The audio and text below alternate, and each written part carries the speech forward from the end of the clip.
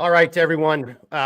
Welcome to Millstone Self-Reliance Group, Millstone-SRG. We are your hosts. I'm Mark, and over there, that's my left, your right, if I always get it messed up, Blake from Fog Firearms. We're going to just jump right into this here tonight. No idea how this is going to take off. We did have some issues. I think maybe it's because we're a new channel. Had a lot of people back and forth saying, hey, we can't even find you. So, we'll just see where this goes. But so Millstone-SRG, Blake and I in a second, we're going to tell you what that means, what we're trying to accomplish, and the why and how of it coming about. We've got a great number of guests here with us tonight from a wide variety of backgrounds. I think so. Whether you're watching this live or if you watch this on demand, leave comments. I think you're really going to enjoy, and it's going to be very interesting to hear what these gentlemen have to say. We'll introduce them in a second, and they'll tell you their, whatever they're willing to share about their backgrounds. But Millstone Self-Reliance Group, right? That's the name of the venture. That's the name of what Blake and I are moving forward here. And we thought, and unfortunately, we had an event last week, the attempted assassination of former President Trump, that just lends itself so readily to this conversation. And there, I'll just use that as a segue, Blake, with your permission, just to kind of jump right into that. The why are we doing this? So if you're over here, then you at least know, myself and Blake, from Centerline Systems or Mission Critical Podcast. Centerline Systems. I'm not saying I got myself in trouble, but back with the botched Afghanistan withdrawal, that's when I started talking on my business channel, because I'm a human being, right? And these things that really mattered to me. And that was, as you may or may not know, that, I'd spent some time, and that was just really important. And, and all of my brothers and sisters who are mentally broken, physically broken, or dead. And then just to have that whole thing, shit out the other side of a goose like that was just an embarrassment. And then now here we have, at a minimum, it's either malfeasance or misfeasance. And we'll get into that in a little bit more detail. Intentional, unintentional, but even unintentional can have gross negligence and kinds of consequences. So really, Blake and I have known each other. We tried to figure this out the other day. It's like 10 years. Let's just call it 10 years. And almost our whole relationship, there's been always some element of self-reliance, community, and preparedness, those type of topics and issues and those type of events, even when we're hanging out and doing stuff, helping to split wood, drop trees, just helping each other out. So with this recent event, to me, and this is where I'm going to shut up and turn it over to Blake to give some more details. It was really important to me because, yes, it was an attempted political assassination. It was kinetic in nature and involved, violence. But from a self-reliance and preparedness perspective, just think of everything else. There's still people in Texas without power from the hurricane. We just had the world's largest massive cyber attack, and maybe that'll come up in tonight's conversation. And look what that's done. You've got, acts of nature, hurricanes, floods, tornadoes, ice storms, blizzards, coronal massive ejections, or solar flash.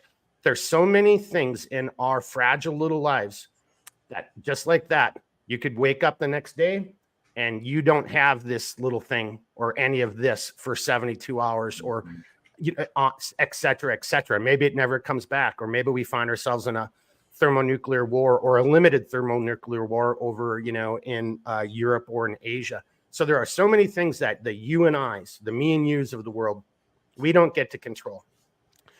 And so again, I'm trying to set up the stage. Why are we doing this? And that's why we titled this The Inflection Point. I know everybody, I don't care. And I'll get to this real quickly.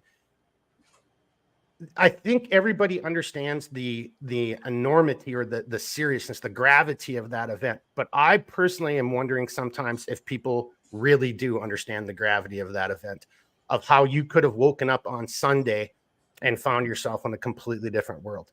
Blake, is that a good enough little kind of intro turn over to you for what is we're trying to do and add a little bit more to the whys? Yeah, sure, Mark. I can take it up from there. I mean, you hit it on the head. What we just experienced was a watershed moment.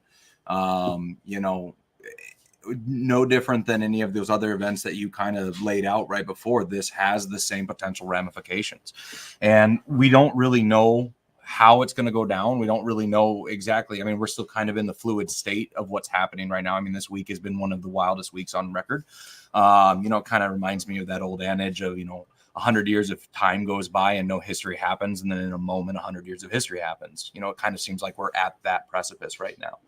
And to that point, you have to start forecasting as best as one can. Where are we going as a nation? Where are we going as a world? And where are we going as small communities? From our neighbors down the street to maybe the house across town in the little town we live in, to maybe the county. We've got to start thinking a little more locally. And like Mark said, since we've known each other, which has been a decade now, I think actually, Mark, we just are over a decade knowing each other. We've been talking about these sorts of things, and even going back into my gunsmithing days when I was in, or gunsmithing school days, I should say. That was a real core fundamental of a lot of the conversations I had around campfires when we weren't in school and doing work. So it's kind of been with me for a long time. It's felt important. I'm sure a lot of people listening here and a lot of the guests that are here tonight kind of feel the same way. So, what we're laying out with Millstone, what our hope is going to be multi-tiered. We're hoping to create an online community where we have a repository of information that we develop over the course of, several months to years, depending on how long this endeavor happens, how long we have power for, maybe even. But we want to try to have that repository there. So whether it's information on kinetic skills, shooting, pistol, long range, hunting purposes, whatever it may well be, to maintenance of your firearm, going to the other side of how to then dress an animal, how to trap, how to can, how to till the earth, and how to maybe make alternative fuel sources on property, like biochar, how to actually fuel and generate some electricity with things you have available to you in nature. We've got some people we've been talking to that want to bring in some medical skills and things like this. So again, we're looking at a way to go, okay, we're at a threshold where we need to start doing something. We need to start looking towards those around us that we can trust, that we can rely on, build that rapport with one another, exchange skills that maybe one of us doesn't have and the other does, exchange goods that one has and the other doesn't. In essence, I heard it once referred to as the gray market, operate outside of the standard systems and protocols of trade and commerce. If we can set up these sorts of networks, exchange skills, build up skills, and help to support one another, we're going to be better insulated against a potential outcome of something like a CME or something like a actual assassination of our president on live television, which I do believe appeared to be the intent. That we could be in a very different world today than we were. So that kind of is a touch on the digital side. Then we also want to do physical things as well. I'm hoping to do a bunch of classes about the exact same things that we did. Me and Mark have talked about this extensively. We're going to be bringing some classes to the fore here in the next month or so, so that if you want to do both digitally and physically in person, there will be some options for those kinds of things. But look to those in the future. That's kind of a 10,000 foot view of what we're doing, but we want to try to develop the tools so that you can then take those tools and build your own community. And that perfect. Trying to provide some tools so you can then in turn use those tools, put them in, and not all tools work for everybody the same way. Some things might work out for you and they don't work for me, or vice versa. Pick through the tools that work best for you and then put them in your toolkit. And hopefully some of these you'll never have to use. But I think, again, that's why we're calling it an inflection point. If you haven't been paying attention, you better start thinking about community and enhancing your skills and your own sense of self-reliance. And here, I'll just throw it out there. Why do we see globally governments don't want their citizens to be self-reliant? Just think about that, right? I know somebody's, tinfoil hat. I'm like, really? I mean, how many videos and how many times do you need to hear evil tell you what it's trying to do? And it does. I mean, that's the thing. It forecasts it for anyone willing to listen. All right. You want to add anything, Blake? Otherwise, let's jump right into it. Let's jump into it. I'm excited about this night. Okay. So we're going to start off right here in the bottom. Hey, Clint, we're going to start off with you. You ready, sir? All right. Bringing on our first guest. Here we go. All right, Clint, if you don't mind, tell everybody a little bit about yourself and what you're willing to share. And then we'll go to the next guest after that. Okay. Appreciate y'all having me back on. I know Mark and I were on a podcast just recently and started going through a lot of the things that with the joint interests and things like that. My background is mainly in the military. Spent my first third of the military in the 75th Ranger Regiment and was a combat medic with the 75th Ranger Regiment, 1st Battalion. And then the latter part of my military career was in the special forces as a weapons guy, weapons NCO, and then did some instruction in the Q course for a bit, and then was also at what was called the Asymmetric Warfare Group as a marksmanship instructor, pistol, carbine theory, CQB, all that kind of stuff during the real spin up. Actually, towards the surge, really, they wanted to bring some more accountability for shooters, more thinkers behind the rifle, and they wanted to take people, mainly it was for the leadership. They wanted people to start allowing their guys to do more and trust them more with their, this asymmetric battlefield that we're on, where we're fighting insurgents. So did that for a little bit. And the last thing I did was I was a acquisitions NCO for small arms branch. And just off what Blake and Mark were talking about, I think a big component, my background on a special forces team, I was a precision effects guy. So I was on a sniper team in the special forces. And as I retired, did some marksmanship training coming right out of the military. And a big part of this, it's an interesting part to add into this, was I was a senior project manager for a subprime contractor for KBR and Dynacore. I was a project manager for personnel camps. So when we started talking about disaster camps, floods, hurricanes, military exercises, I actually was a senior project manager for one of the 13,000 Afghan refugee camps up at Fort McCoy, Wisconsin. I was the lead. So that was interesting to watch from the flip side of Kabul falling, and then all of a sudden planes are coming in. I was supposed to contract for a 1,500 person man camp, turned out to be 13,000, and it was like riding the lightning. So I'll stop with that and let one of the other guys jump in.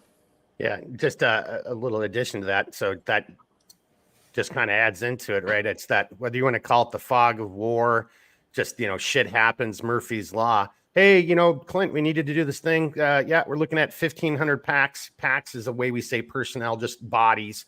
And then next thing you know, Clint's got 15,000 or, yeah, because our government really, has its shit together. Trust. I'm from the government. You can trust me. P. Rick, are you ready down there, sir? Give me a thumbs up if you're ready. Yep. All right. I'm going to bring on Patrick. All right, Patrick. Tell everybody a little bit about yourself, yeah, and then what you're willing to share, sir. Okay, yeah, thanks for having me again. I appreciate it. Clint, nice to meet you. For all the first-time listeners, I've been on the other podcast quite a few times, but if you're new to this, then I'll go ahead and just give a quick background. So I started my grown-up life in the Marine Corps back in like 1988. Was in the first Gulf War, a couple other things that happened during that time frame. Got out, spent some time with the National Guard Special Forces Group, 20th Group, kind of got my intro to the Army and actually what, hard work was really about, thinking I was a Marine. So got a little humbled there, but great experience, great relationships that came from that I still maintain today. Got into law enforcement prior to 9/11 and did just regular patrol stuff, little, basic investigations. 9/11 happened, went back to the military, got activated on an infantry side. A couple of years later, put an application in. Actually, I think that's where you and I first met on the military side.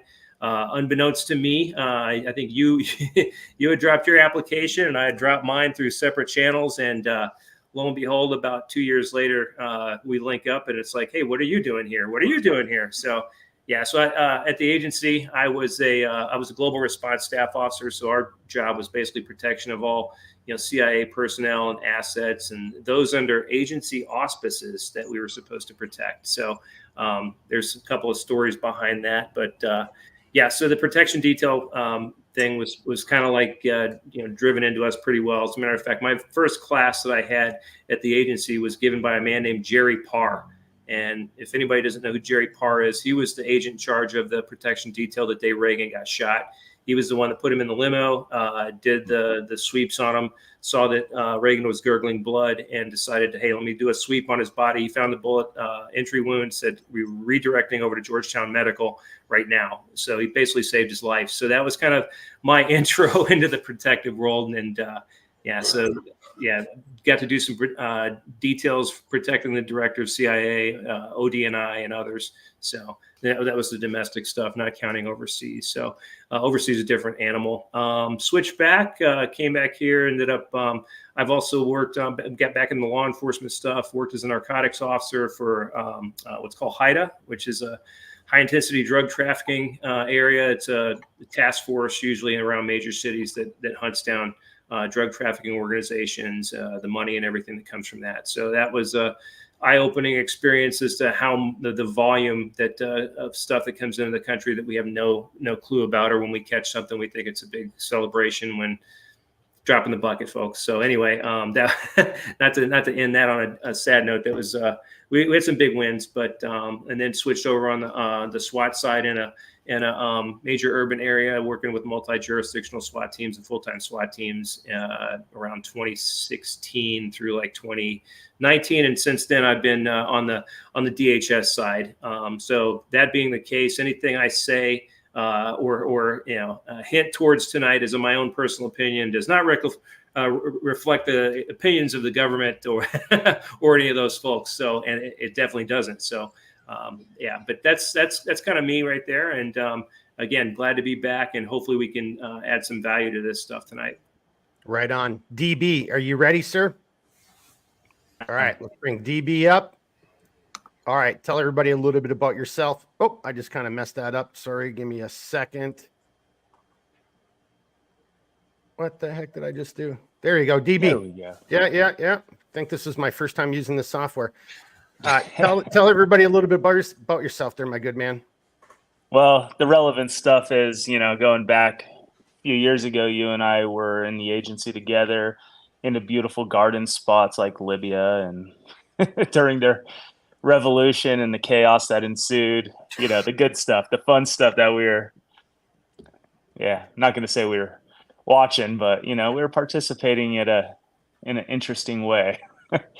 But so did that for a bunch of years. And I mean, after that, I moved my family back to Reno, where everything in my life revolves around them now, particularly baseball. Went and watched my older kid play a few baseball games today. Just got back from 4 days in Vegas, 7.5 hour drive all the way to get back to watch my older son play, but watched baseball all weekend in Vegas for my little one, and football starts tomorrow at 7 a.m. So that's the life I currently live. And here in Reno, I run it's not my main job. It's just a hobby. Me and a buddy run a social media group called Reno Dads, where we kind of communicate out to the community about things that are relevant to dads, and not just selling stuff or advertising things, but we post articles Mark and I have worked on, some about situational awareness, travel safety,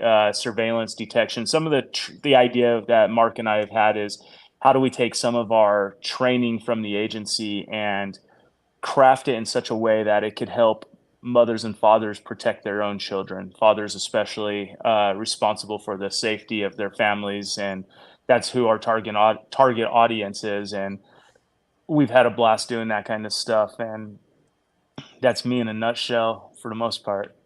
Lots of baseball. Did I mention the baseball? You did not mention baseball at all. Okay, I just want to make sure. There's nothing to do with community in that. All right, I'm going to bring everybody up onto the stage here. Give me a quick second. And Blake, if you don't mind, let me just drive for a quick second here. All right, so boys and girls, as we're starting this off, and I just got everybody up on the screen.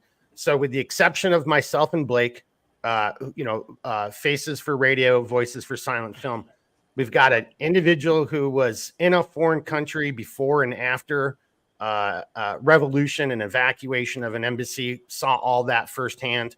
Got another individual who did exec protect over on the CIA's level, a lot of law enforcement experience. We got Clint over here, who's got all that SF, that 18 series, real world hands-on application. And in a little bit, we'll get George on here, also some agency and precision marksmanship backgrounds. So it's quite the cast of characters. So before we even start, just first off, but more importantly, community. All three of these guys have families. They all have other things going on. Same with George. George is driving right now, coming back from a family event. And then once he gets in the house, he's going to pop in so he can be here. Community, right? Mm-hmm. In the face of adversity. And I don't care what anyone says. I don't think any of this is political. These are solid Americans. Yeah, I said that. Solid Americans, solid human beings who are taking the time. They want to be here with you. They want to talk about this topic. And hopefully something that they say or something that Blake and I help facilitate helps you out, whoever you are, wherever you are. So on that note, fellas, let's just jump right into it. Last Saturday, total fucking shit show, total goat rope. Again, malfeasance or misfeasance, and I'll just say this one little, this is political commentary. I like it how they did sue Alex Jones, try to ruin his business because he talked about Sandy Hook. Yet I see all these people on one side with impunity, without any recourse whatsoever, talking about this was all fake and Trump set this whole thing up himself.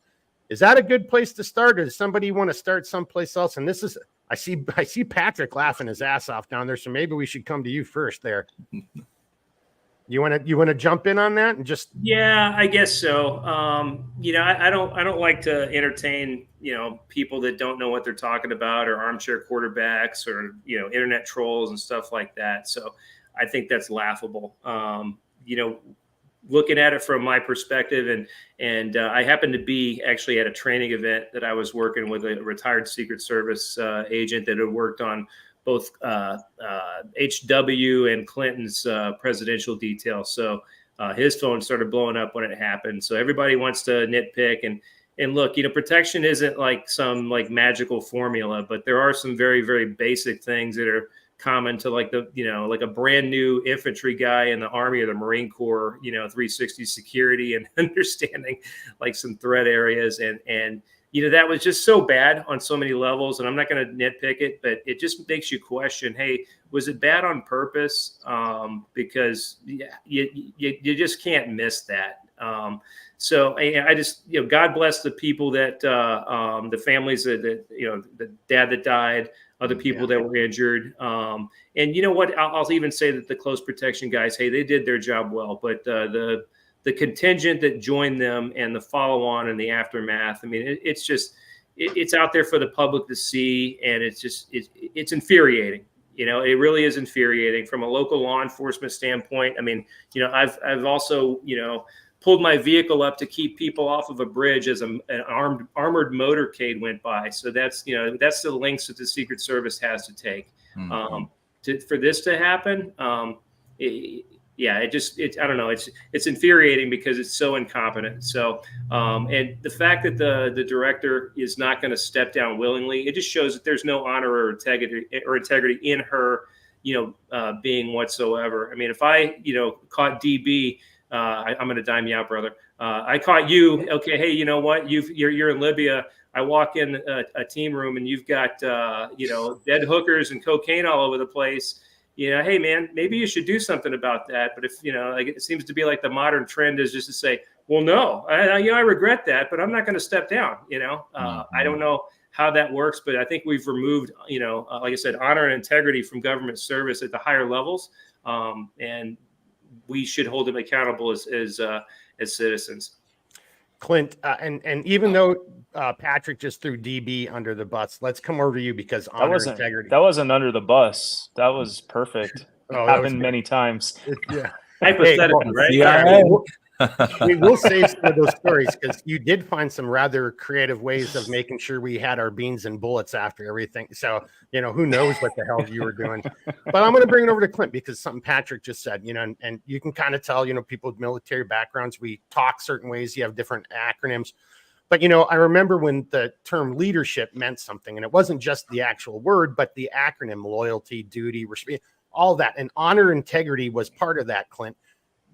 Can you want to maybe take what Patrick said and maybe go a little bit from where, if that even is a direction where you want to go, like, if we start right there, where's the honor and integrity in all this? Wow, boy, that was kind of like a blooming onion Patrick threw in there. It was so much to go off of. Yeah, Um, he's good like that. Get used to wow, it. there's all kinds of directions.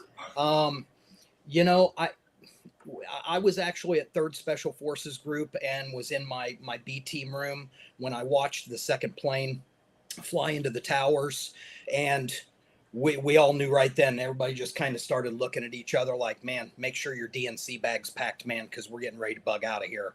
Um, Fort Bragg lockdown, it was chaos trying to figure out open bases and closed bases, which changed things forever.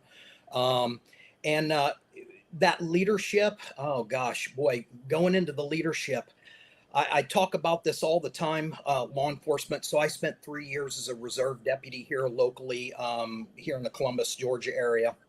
And military law enforcement, very, very different. And when you start looking at, even for my son, I'm looking at the administration right now, everybody from the president on down, whether it's Department of Defense, DOJ, you're looking at all of this stuff and the lack of accountability and everything.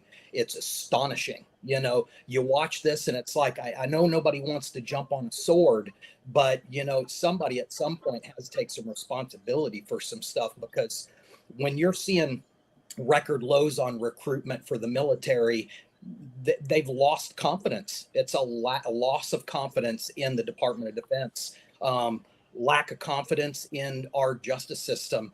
There's so many directions you can go on this, and they're wondering why, whether it's here, Savannah, Atlanta, you look at every major city, they can't get the record recruitment is low for law enforcement. You see, lawlessness almost everywhere. You just see it. It's people know that the numbers are down and they're misbehaving even worse because they know that there's no accountability. And it permeates all the way from the top, all the way down to the lowest level of everyday crime that we're seeing. And I guess I could just go on a long diatribe about that, but I mean, it's just amazing to me, the lack of accountability, the lack of leadership from the very top all the way down to the individual citizen. And there's so much of it, and Mark and I talked about this in this, where when I came on the podcast and now on to this, Mark and I were acquainted, but once we started talking on the phone, it was just, there was so much we agreed about. We were just hitting topics and it was like, wow, we could just keep this going. So I don't know if I answered the question, but that accountability and leadership, we've lost it. We need to get that back, or we're going to continue to collective into the dirt. The United States is in a bad shape, and we need to get some accountability and leadership. Boy, when they cornered that Secret Service director there at the RNC, I was just like, wow, they're after her. So, and to your point though, and she didn't say anything, and she just kept on moving. And yeah, that's right. Move target. Hey, DB, we've got a little theme going here on accountability and leadership. And you are another individual who's lived through real world scenarios like this. I mean, that could have very easily broke in a very different direction. I don't know if you want to go in a different direction with your comments, or do you want to start off talking about the accountability, the leadership, the integrity, those type of issues? Well, a lot of it ties in together. So anytime an event like this happens, first of all, I believe everything's incompetence, because I've been around it at such a deep level that it seems that incompetence is the one factor that's involved across the board. And people would always ask, like, tell me about Benghazi, tell me what happened, could they have been saved, all this stuff. And my response is always, the failure was never in that moment. The moment is the moment. The failure is in the days and weeks, as is this assassination attempt. The days and weeks of securing that location, they didn't do their jobs, right? And it goes into the months and years of incompetence where they weren't trained the right way, where their half-ass abilities to secure these facilities or hire appropriate personnel to supplement their staff, whatever the thing is. I don't know what their processes and procedures are, but I just know that in the days and weeks leading up to the months and years leading up to this event, It was pure incompetence. And even down to the point where somebody was mentioning there was not necessarily a hesitation to pull the trigger from the snipers, but even they're thinking about what happens if I'm wrong, right? And we kind of like that. We kind of want them, thinking for themselves and making the right decisions, but they need to have some sort of agency. And that only comes through training. That only comes through living through these scenarios all the time. It's never in the event itself where there's a catastrophic failure, but we could point out all the times leading up to it where people failed, the incompetence, and the incompetence only goes to the top. How this lady still has her job blows me away. And I think Patrick kind of mentioned it. There's always an excuse. And my favorite in the agency was all you had to do, you could walk over to the Russian embassy, take a bunch of classified documents, throw it over the wall, and you won't get fired. As long as you say, oh, I'm an alcoholic, it's a disease. And then you get a desk job, you keep your pay grade and all that stuff, because incompetence is not punished. Doing bad things is not punished. Everyone is protected from it. And it's a soft, very soft approach to national security, to presidential security. It's the normal. Incompetence is the normal. You know, I would rather that it was a grand conspiracy than that world. Yes. Yeah. I mean, so again, I started off with malfeasance or misfeasance. Yeah. You really want it to be like, no, just a bunch of like what DB and Blake, I was going to come over to you and just exactly at some point. Yeah, no, it's just what's that it's just a bunch of Barney Fifes. It's just a bunch of idiots. They just dropped the ball. They're just really bad at their job. The problem is if you I was going to say though, and thank you. I think I know where you're going to go. Yeah, continue, because that. Yeah, I was going to say if you carry that outside just the government bureaucratic jobs, because it sounds exactly like the plot of the movie Brazil. But if you carry it outside of that realm into everything else, I mean, it explains everything. It explains why Boeing is having so many mechanical issues with their planes. It explains why, the trains aren't on time anymore, ever, wherever you go. It explains why the Dollar General that's down the road from me is literally closed at 5:00 every afternoon. It's not open beyond that. I mean, it's a crisis of incompetency, unfortunately, if we go off of that. Right on. And my argument against nearly every conspiracy, and this is just me, being lied about it, but every conspiracy, I'd say, no, it's probably not a conspiracy, because the incompetence, it runs so deeply across the board in all these departments and agencies. I don't even think we could pull off a conspiracy without incompetence completely wrecking it. Like, we can't get that right because we're so incompetent. And that's kind of...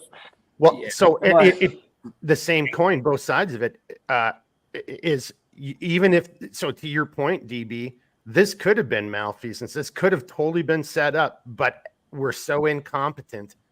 Even when they were given all the opportunities to pull this off, and they almost did, and they did, and one other person is dead, and 2 other people are injured.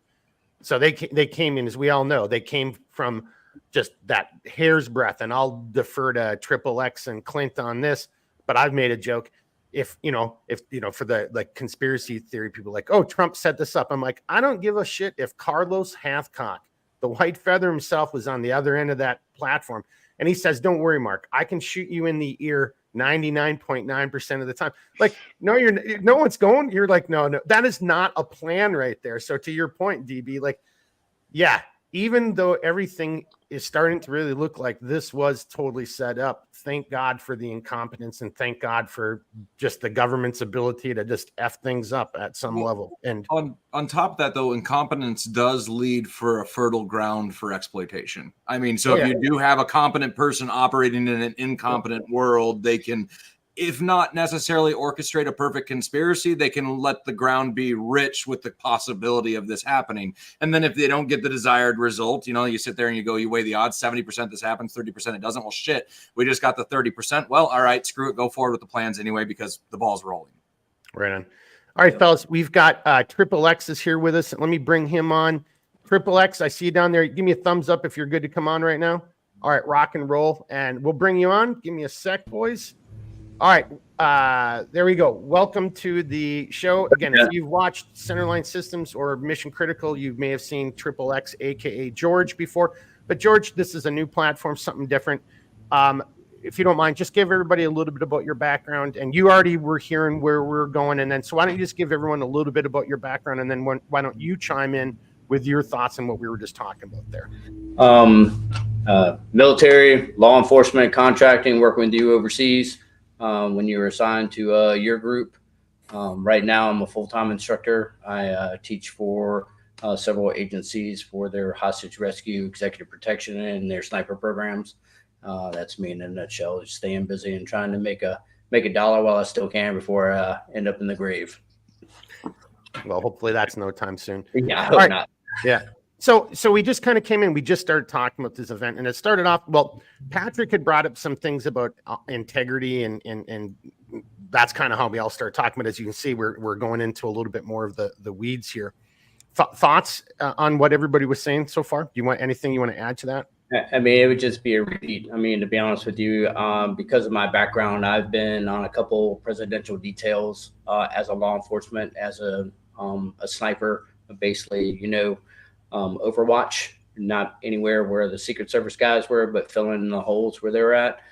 And I find it hard to believe that a law enforcement agency, a sniper team is told, hey, this is your area, this is your AO to protect and do whatever.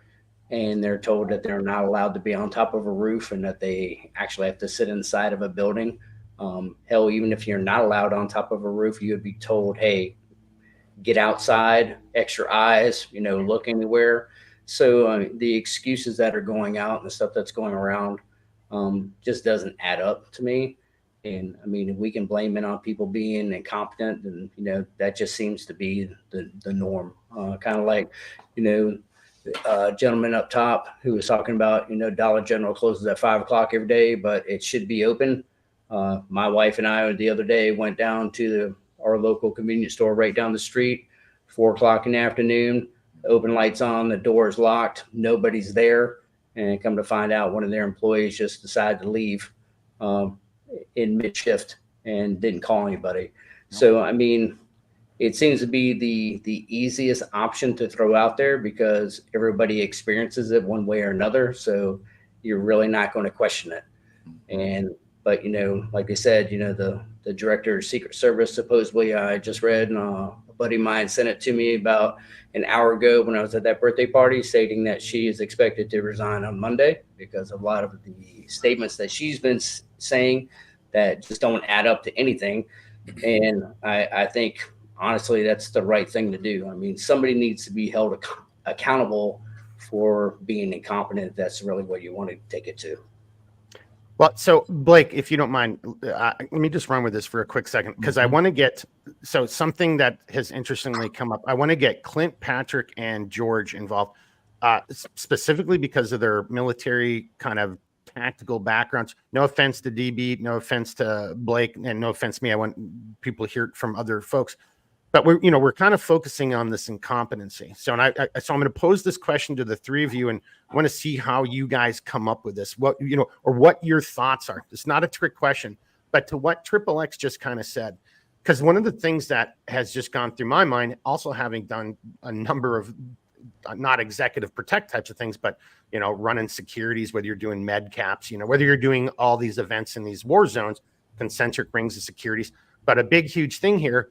We're talking about incompetence. Well, and back to DB, talking about DEI and this incompetence and how it, don't attribute to malice, what you can attribute to poor training and poor, overall incompetence. So for Patrick, Clint, and Triple X, do you guys, okay, maybe here's the quote unquote trick part of the question. Are you guys aren't trying to tell me that there wouldn't have been some type of radio call sign protocol, grid reference graphic, every building has a number and everybody knows what that's building Alpha 1 and that's Alpha 2 and that's Alpha 3, and Clint is, he's Charlie 1 and Patrick's Papa 1 or Papa, this is what we do in these worlds. So again, I'm not saying you guys are saying this, but I personally, going back to this incompetence thing that DB brought up, I'm having a really hard time going through whether my military time or my agency time where I'd see a scenario where there wasn't some type of comms plan here for immediate net call, and just so a net call, like across the net that everybody's operating on. Now, for people who watch this, whether you're watching now or if you watch it later, you can't have like all six. Let's just say I'm in charge of one part of it. Blake's in charge of another. DB, we're the six heads of this little escapade, right? The Secret Service detachment. I don't want to just pick on the Secret Service here, but we're in charge of this operation. Let's say DB's the overall people in charge, and the rest of us are the 5 subcomponents. So Patrick, Clint, and Triple X. I think you already see where I'm going. Commo, right? Our 5 subunits wouldn't have been talking on the same radio channel, but there would have been one radio channel that we all could have talked about. You guys kind of see where I'm going with this? Does anybody want to take a swing at that and maybe just even do a scenario based what that would have looked like? I've done this with with Blake on the phone already. Like, I can't believe that this didn't happen. And I'm having a hard time figuring out how and 30 seconds is a long effing time. I'm having a hard time seeing how this wasn't resolved in 30 seconds from a net call. You guys kind of see what I'm trying to do here? Clint, why don't you take it? You're the old hat here amongst us. You kind of know what I'm getting at here. Well, I got a call from my mom and like, oh my God, they shot at the president. That was like, I was starting to lead into it with 9/11, So first off, I'm like, hold on, is she even right? Did she see this on Facebook or something? Let me get on the news and let me see what's on there so I can start, putting some pieces together. And of course, okay, it was right. So went right in, told my wife, turn the news on. Something's going on. I want to see what's going on, what's out on the net. And, of course, that I was a little hesitant on this subject because, of course, we have all of the snipers out there on all the social medias, Forrest Gump in this ball. Everybody knows what's going on. They jump in and I saw that. I saw this. This is what I think. There was definitely some stuff I wanted to hold back saying anything because, of course, our news media, they want to get the story first. That's all they want. I want to get the story out first, and so we can get our ratings. And you got to lay back and let this information start to flow, because it's going to take days. And this is the incompetence we're talking about. They jump out there, want to put this news, and then they got to start walking everything back. Oh, well, that isn't actually what happened. This happened, and then every fool that's got out there and commented on this thing has now got to retract. Well, now I think that, they weren't the only sniper team and there was another sniper team. Well, my first thoughts was, how many sniper teams were out there, and I've been on a lot of PDSSs and a lot of site surveys. So, Colin Powell came over and did a visit with all of our special operations teams in Mali one year and worked with the Secret Service guys that came in, and we went to every site, everything, all I's were dotted and T's were crossed. It was well done. And I guess, Mark, that goes back into your incompetence. Triple X, he made a great comment, and I see this every day, and I'll get off and let Patrick and DB jump in here. Ever since COVID, the United States is like a drunken man that can't get back on his feet. He got knocked down, and it's just every single day you just see this an inability to recover from this. Them shutting everything down. Nothing seems to work right anymore. Whether it's the UPS guy pulling up to the house or, you go into a store somewhere. I literally anymore, when I see a business that's being run correctly with the proper amount of people, I'll stop and say something. It's like, wow, you guys are, you're doing good stuff in here, because where I'm from, they can't get anything right. They haven't recovered yet. Can't get enough people to do anything. And if they do, everybody's playing on their cell phones, so I guess before I come over to the other guys, and just for everybody, again, if you're watching or listening, look, it's so easy. We're just doing it right now. We're slipping into jargon. Clint, do you mind telling everybody what PDSS stands for? Yeah, pre-deployment site surveys. Whenever you go into a new country or somewhere you haven't been, they send in an advance team to go look at everything. Hey, we're going to be here. We're going over there. We're going over here. We're going to end up here, and then we're out of here. So it's a whole, almost like a plan where you're going to be, what you're going to be doing. So your pre-deployment site survey, and then ADVON and all that kind of stuff. When you get in there, site surveys are those places where you're actually going to go to, like where the president was at there in Pennsylvania. Once they got on the ground, exactly what Mark was saying, you know, if there were multiple layer sniper teams, whether it's federal, state, county, local, you know, any sniper team should have been talking, you know, the route clearance, all that kind of stuff. Each one of those layers should have been talking.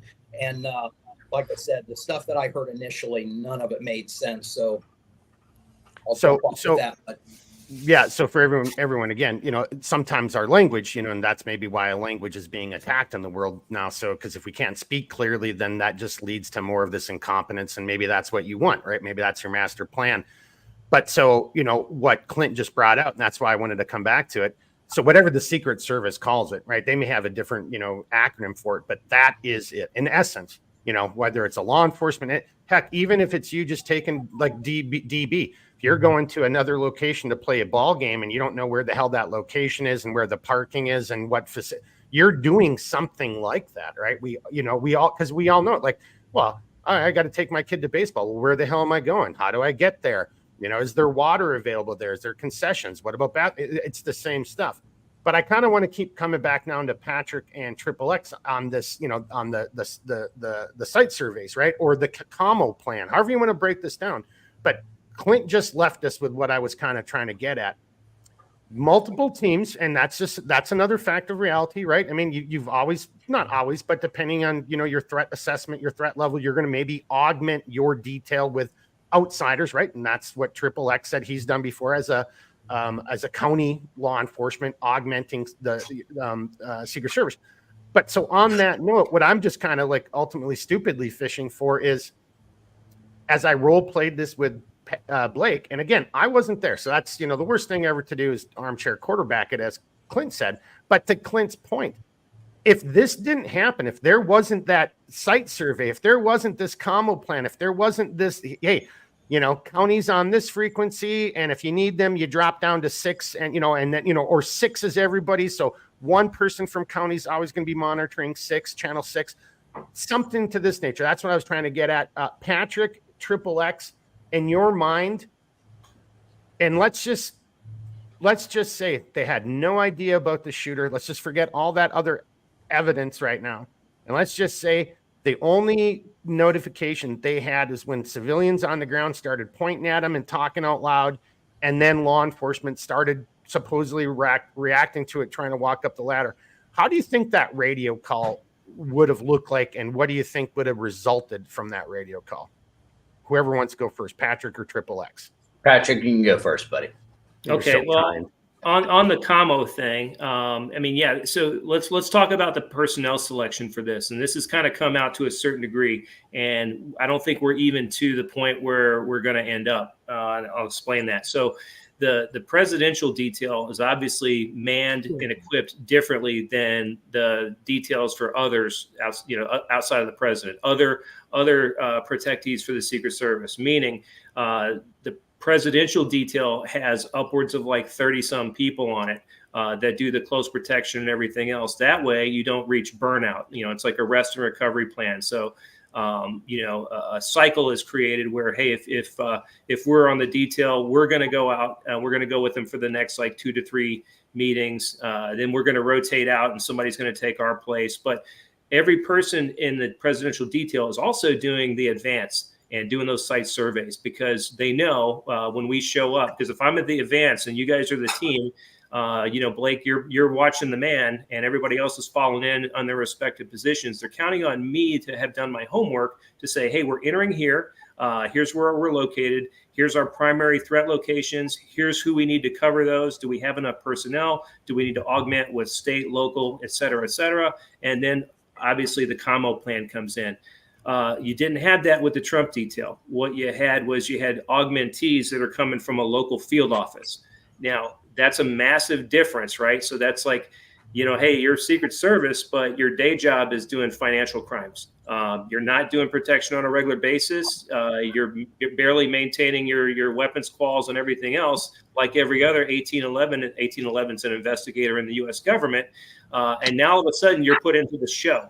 And unfortunately for these folks, they were put into the show on the day when it happened, right? So that's a problem. There was also, and I'm sure you guys have heard this, or listeners have heard this by now, or if they haven't, maybe it's news, who knows. The First Lady had an event that also drew from the Secret Service in Pittsburgh. Pittsburgh was a local field office to that location in Butler. So now you've got your augmentees get split up.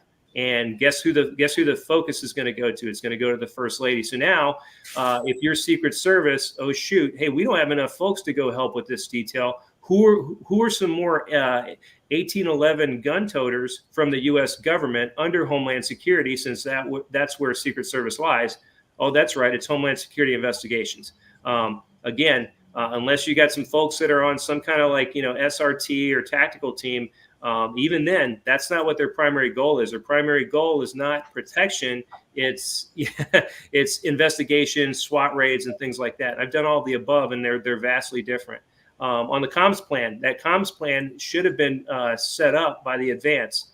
There you go. That might explain part of the issue. If the advance was done by some either person that doesn't do protection on a regular basis, or augmented with somebody from HSI who does not do protection, recipe for disaster, and I think that's what we saw. Triple X. No, 100% with what Patrick was saying, and same thing with Clint. Like I say, when we teach our courses and stuff, we teach the advanced team. They do a TSS. That's what we call it, a tactical site survey. But they might do their pre-advance 4 or 5 days prior to the venue. And if that was the case, like what Patrick's saying, if the real advanced team went out 4 or 5 days prior to do so, and then got pulled to go to Pittsburgh, now you're just handing over, hopefully a good advance packet over to somebody. But if they don't know what they're doing and they don't understand that, you're lost in the sauce. If you don't have a good advance or a good advance team that is giving a great footprint before the principal arrives, it's a shit show. And no matter what your shift lead's going to do for that executive protection team, he's really just doing whatever he can. And then you have the agent in charge who's going to be there protecting your VIP. At the end of the day, though, normally, if they don't have the ability to have comms everywhere, to where the Secret Service is like, hey, we can let out a radio, or hey, we have a universal channel that we can all talk on. Hey, everyone switch over to channel 16. We're all on the same. Normally, at least law enforcement would bring a talk, have a couple of people that can be in there to, hey, we can listen to radios. And if something happens, hey, I can tell you, hey, I see this. Hey, Blake, hey, relay to the state police or local law enforcement. This is what they got. There's some. Just real quickly, Triple X, before you go too far away, because he did not say talk as in TALK, like we're talking right now. Explain what a talk is. Yeah, do that again, because that's kind of what I'm fishing for. So do that one more time. I'd say your tactical operations center, where everyone, the leaders or whoever would be in there, your brains, the non-operators who can sit there and say, hey, this is where everybody's at.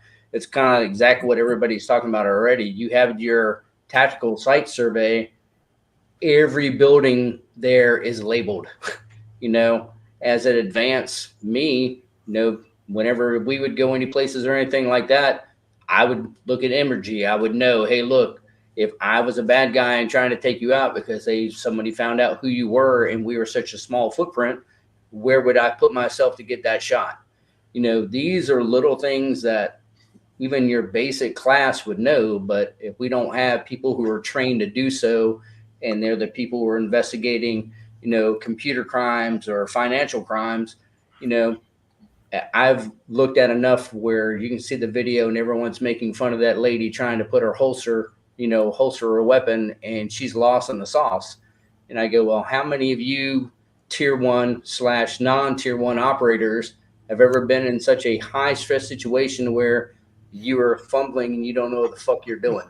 Let's look at things in real life, because, that right there, if my only job is looking at financial crimes and on the computer every day, and I barely make it through my quals once a year, and I'm praying to God and sleeping with the Bible that I'm going to pass those quals, how do you think I'm going to react when everything starts breaking and someone's shooting at the president of the United States, and now I'm supposed to be doing something to protect them?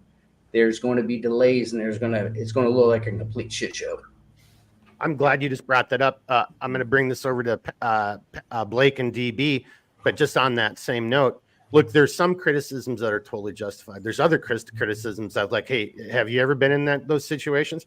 I'll be the first to throw myself under the bus. There's been plenty of times where I've been scared shitless, like just out of a movie, like it's 0 dark 30. We're getting ready to go up the wire. Thank God it's dark and no one can see me, because I'm shaking like a leaf, because I'm like, this is a dumb operation.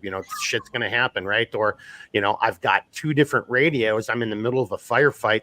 And Clinton, Patrick, and Triple X, this too, from the radios that we use, whether it's LST5s or M-bitters or whatever, you're setting it up like, hey, if I turn it clockwise all the way to where it bottoms out, that's one, and then I start backing up. Okay, now that's 3 clicks and I'm on channel 3, and that's my close air support, something like that. Well, shit, man, you're in the middle stuff. So, maybe you went 1 too many, 1 too few. So that kind of stuff can happen even under the best of circumstances. So, and then my last point is, I've seen people kind of throwing another female agent under the bus. She's that first voice you hear on stage. What are we doing? What are we doing? And this kind of goes to what you guys just said. It's horrible. Maybe she was of that local office going back to Patrick's, and this is not what she's. That's what actually that indicates to me. It indicates she wasn't part of that team. But I got to give her props for it. She at least started speaking out. She started sucking in some oxygen, and she's like, we got to do something. What are we doing? Okay. But it can point to, like, did we just put the JV, in they're playing the Super Bowl, and these guys don't even know what is blue, what is shotgun route for, Dallas 7, they're like, I don't even know what the hell language you're speaking. Right. So that's a great point. Triple X. And let me bring this up to DB, because I'm kind of curious. That level of, whether you want to call it incompetence or that intentional, hey, you've just never been trained, and you always hear people say, well, you're going to rise up to, how does that little saying go, you guys? You're going to rise up to the moment. My comment is like, no, you're going to rise up to the highest level of education or training. But it'll be the highest level of training where you have the most muscle memory, where you have the most muscle memory built into that training. David, can you add anything to that, or what are your thoughts? Yeah, for all the sports fans, I'll describe this in something I see every single day. Baseball. Yes, it's practicing under game time conditions. And how do you replicate game time conditions? It's impossible, especially for a high stress situation. Like, that's why I was shaking my hand. Like, that lady can't find her holster because this is the first time she's drawn. This is the first time that adrenaline has spiked, and it's hard. It's hard for any of us to control that, because unless you're doing it a lot under those game time conditions, I can't imagine it's easy. And baseball, I deal with this all the time. I have my aces, and I have my guys who could, if it's a low stress game, they're my dogs. They're going to go pitch strikes. They're going to be dependable. But in a championship game, this is the time you need the guys who've been in that situation, who've risen to that before, who've been there. They handle that pressure more. Their hands aren't shaking the same way. They know how to calm themselves. They know how to breathe through that. They've practiced at the certain level to where it works. And I feel that's one of the big things that's hard to replicate is game time conditions. So whatever that scenario is, if it's the first time Secret Service, no one's really, they're a fabled organization. They're so successful that the last time something like this has happened was many, many, many years ago. And it's hard to train those conditions. That's why you got to go through the motions to a point where I tell my boys, we don't practice till we get it right, guys.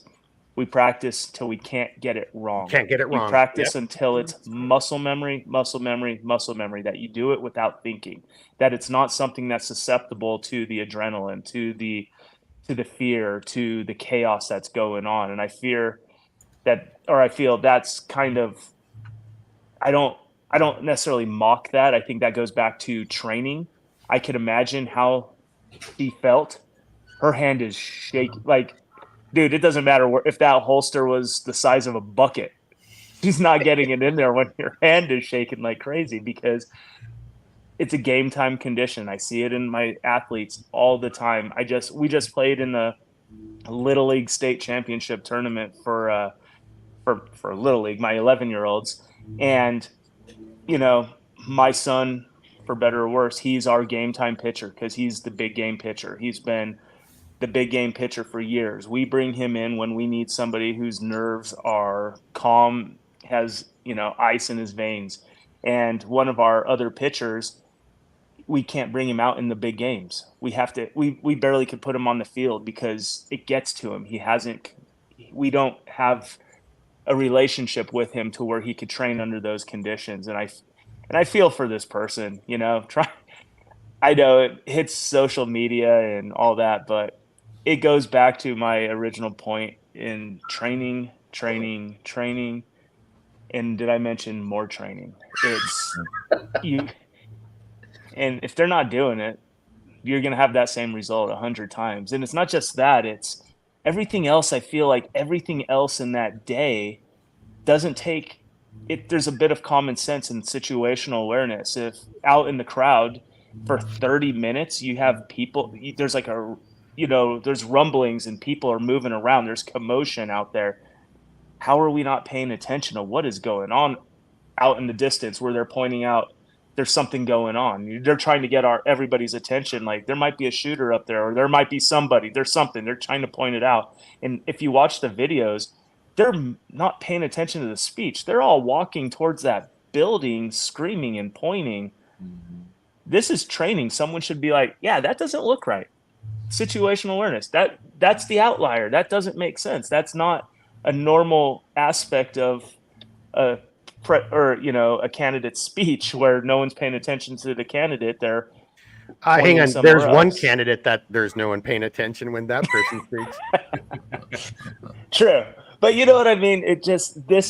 I just go back to utter incompetence. It comes from the top that the mistakes they've made. I'm not one to be able to say, oh, that's a tactical mistake or that's a this or that, but you could tell it's a leadership mistake. Mm-hmm. You could tell from the top down that these guys don't know right from wrong when it comes to what they're supposed to be doing out there. We do team building exercises for one reason, to get the team on the same page. So we're all thinking the same way. We're all talking the same way. We're all on the same sheet of music. And it's very clear that's not what took place. And before I give up the podium here, how does this not piss everybody off? Mm-hmm. Our president, the symbol of this country, it could have been him. Because if the incompetence is here, it's there too. And you can't tell me that makes anybody comfortable. I don't care who the president is. If our Secret Service can't do that job, right? Like I said, they're one of the fabled organizations that always succeeds. They're not hated as much as, FBI or CIA or whoever, but Secret Service is they do their job. And we just found out, holy crap, they might not be as good as we all think they are. And the president could be the one who's next. We don't want that. No. Well, yeah. And I think that's kind of one of the things is it's a shattering of your expectation. And let's look at it. So from a perspective of maybe incompetency led to, or maybe it was by design or anything, if that bullet had been 2.5 inches over, every single American would see on loop the former president of the United States head exploding again and again and again, leading towards more trauma, towards more chaos. And if we look at the fallout that's just happened in the 6 day or the 7 days since that happened, I mean, like Mark brought up and alluded to earlier on, is the crowdsource issues that's going on. I mean, we had basically every computer in the world bricked to a certain extent, to the point where my local marina up the road wasn't able to take credit card payments and do anything online because even their system was shut down. And then now, just hours before we went live, we heard that the current president is not going to be seeking re-election and endorsed Kamala Harris. You see the other events that are cascading that are happening after this event that took place, and it's like, where does this stop? Is this incompetence? Just if it's just truly what it is incompetence, is it so omnipresent throughout, the rot is so bad there's nothing more we can do to it? I don't know. Well, I think all of your guys' comments just prove to the adage that government can never do anything good. I mean, and so and I know this is a hated type of ideology, but I'm a big believer in small government, and it's for these reasons right here. And then within those small nodes of the government, make sure those people are fucking professionals. And they, to David's point, make sure they've got the time, the training, the resources to actually execute whatever that function is, even if it's like being the best IRS, freaking cleric, whatever. But we're just so big and bloated. So I don't want to sidetrack us on that, because Patrick, I think, has got a really good question for Clint and Triple X, and I want to bring this over to Patrick. Right, Patrick? Did I read that? No. Okay. Yeah, that's right. Yeah. So this is something else I think that it's come out, through social media. May or may not have been the actual counter sniper that was involved with it, saying that they had to receive multiple levels of authority to even take a shot. So, from my, I've never worked for the Secret Service. We had a former counter sniper guy on GRS with me, hell of a shooter, and I didn't get in the weeds with him because that wasn't really our thing. But on the law enforcement side, our snipers were, largely, spotters, right? They're not going to take the shot, but they're able to communicate to the entry teams what's going on, that type of thing. However, if they were to identify a threat, the only thing they're saying to the command, the Tactical Operations Center, the team commander, is, hey, I've got a threat with a gun, showing intent. And then it's going to say execute, execute, execute. And then that threat goes away. This individual is claiming that they had to go like 2 or 3 levels up. So I know that, and this is my question for Clint Triple X, like you guys, when you decided to go sniper, I know that there's some type of like psychological examination you had to go through. You had to have a clearance, and then you had to like go through this exhaustive sniper school, because they want to make sure that your rounds are exactly where you intend for them to be, and you're accountable for each one of them, so that there's no collateral damage. aka you don't hit the group of nuns or infants behind the bad guy, right? So, am I correct in that? Because I think it's another leadership failure on that part to say, hey, you need to ask 3 levels up to get approval to take a shot, because by the time that happens, that window's closed. But am I off on that? Go ahead, Clint. Let's take you first. Okay, I'll keep it short on that one. Your ROEs are very well spelled out with a battle captain that's, in whatever area that you're covering down in. So, you know exactly what to relay back to that battle captain and say, okay, I have clear ROE on this. He has a weapon. He's on top of a building he's not cleared to be on or in. And it doesn't go much further than that. Whoever's in that talk, is going to give you already very well know what those ROEs and the rules of engagement are for that event, that sector that you're covering. So, it's not going to have to go very far, and going 3 levels up, no, it wouldn't happen in the military. Okay. I'm 100% with Clint. I've been very fortunate. I've been a sniper for the agency and a sniper for law enforcement when I was full-time SWAT with the city department for almost 8 years.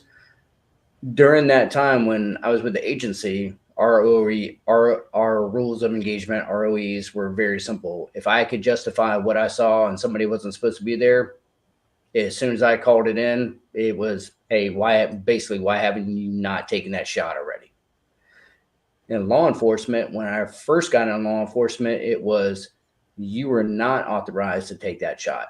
And that was like for my first full year, until I sat down with our overall SWAT commander and said, hey, if I'm calling you and I'm giving a threat, I have a very small window to get that shot, especially if it's a hostage rescue shot or anything. And it took him a little bit of time, but he was like, you're right. If you're asking me for permission and I'm inside of a van going, well, I don't know if I should give it to you or not, that's really not a good thing. And then it basically became the rules like it was in the military. And then Mark and I talked about this the other day. Now that law enforcement has taken a huge swing with, hey, people have shot when they shouldn't have shot, or hey, we really can't trust our law enforcement. It could be very possible, because I've talked to a few snipers who are in the police community who now have to get the green light again to take a shot. And to me, it's a disgrace to what you're doing. Being a sniper, and I'm sure Clint's going to tell you, I hold that in high regard. I went through a lot of training. I had to prove myself, and I worked hard in my craft.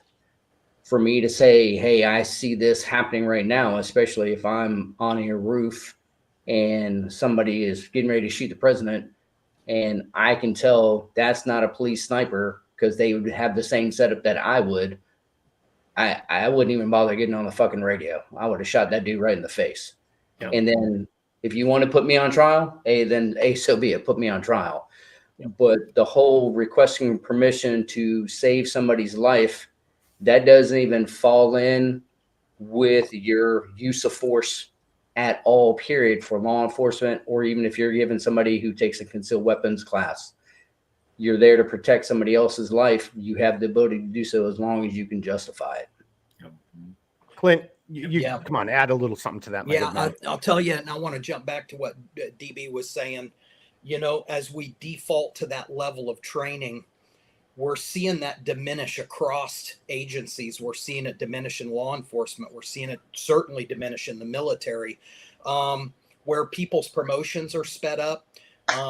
This, if you want, DEI, whatever, you know, you're getting people in there now that you can't yell at anybody anymore. You can't shake them up. You can't use dirty words with them. You know, that tempering of that steel to keep that shake down, you know? So you've actually, you know, been out and had that steel beaten until you know when the right time is, you know what that decisive point is.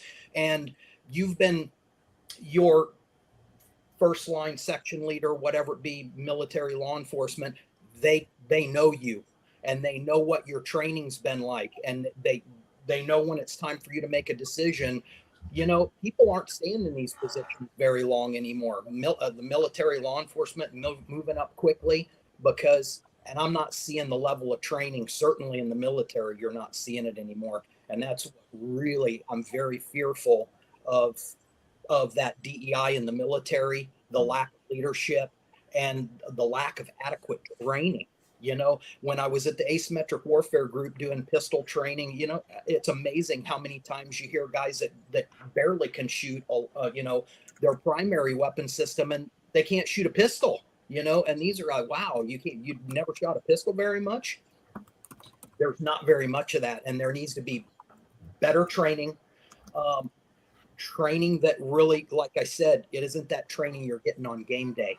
You know, you need to be shook up so you can think when the pressure's on. And boy, that was exactly what we saw, you know, when they're running up on stage, you know, get down, get up, move there, move here, you know, and you're starting to see that confusion because they haven't been under that before. Mm-hmm. Yep. And with that, I think that's where a lot of people, and unfortunately, I think where they're saying, hey, this is kind of set up or this is whatever, because they're so used to seeing older videos of Secret Service. Like when I saw Reagan get shot, you know, there was no playing around. They grabbed him. He was off the X inside the car. They were working him. He was gone. Here, you have people who that's not their job, but we want to say it is their job. And they're looking like actors. I mean, in reality, because they're like, holy shit, what are we supposed to do? And the guy stands up and says, fight. It's got blood all over his face. He's just been shot in the air. And he's like, fuck it. I'm still going to stay in charge, because that's what he's used to doing, instead of having agents who know what they're doing and be like, no, you ain't doing this. You do what we tell you to do, and we're gone. Yeah.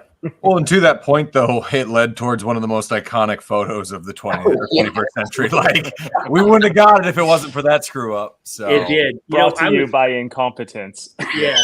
Oh my gosh. There's a T-shirt right there. Yeah. There it is. DB, have that fist pump and then just say, this photograph brought to you by incompetence. I mean, funded by DEI. DB said it first. Don't anyone steal his intellectual property. If you start making a t-shirt like that, that's DB's.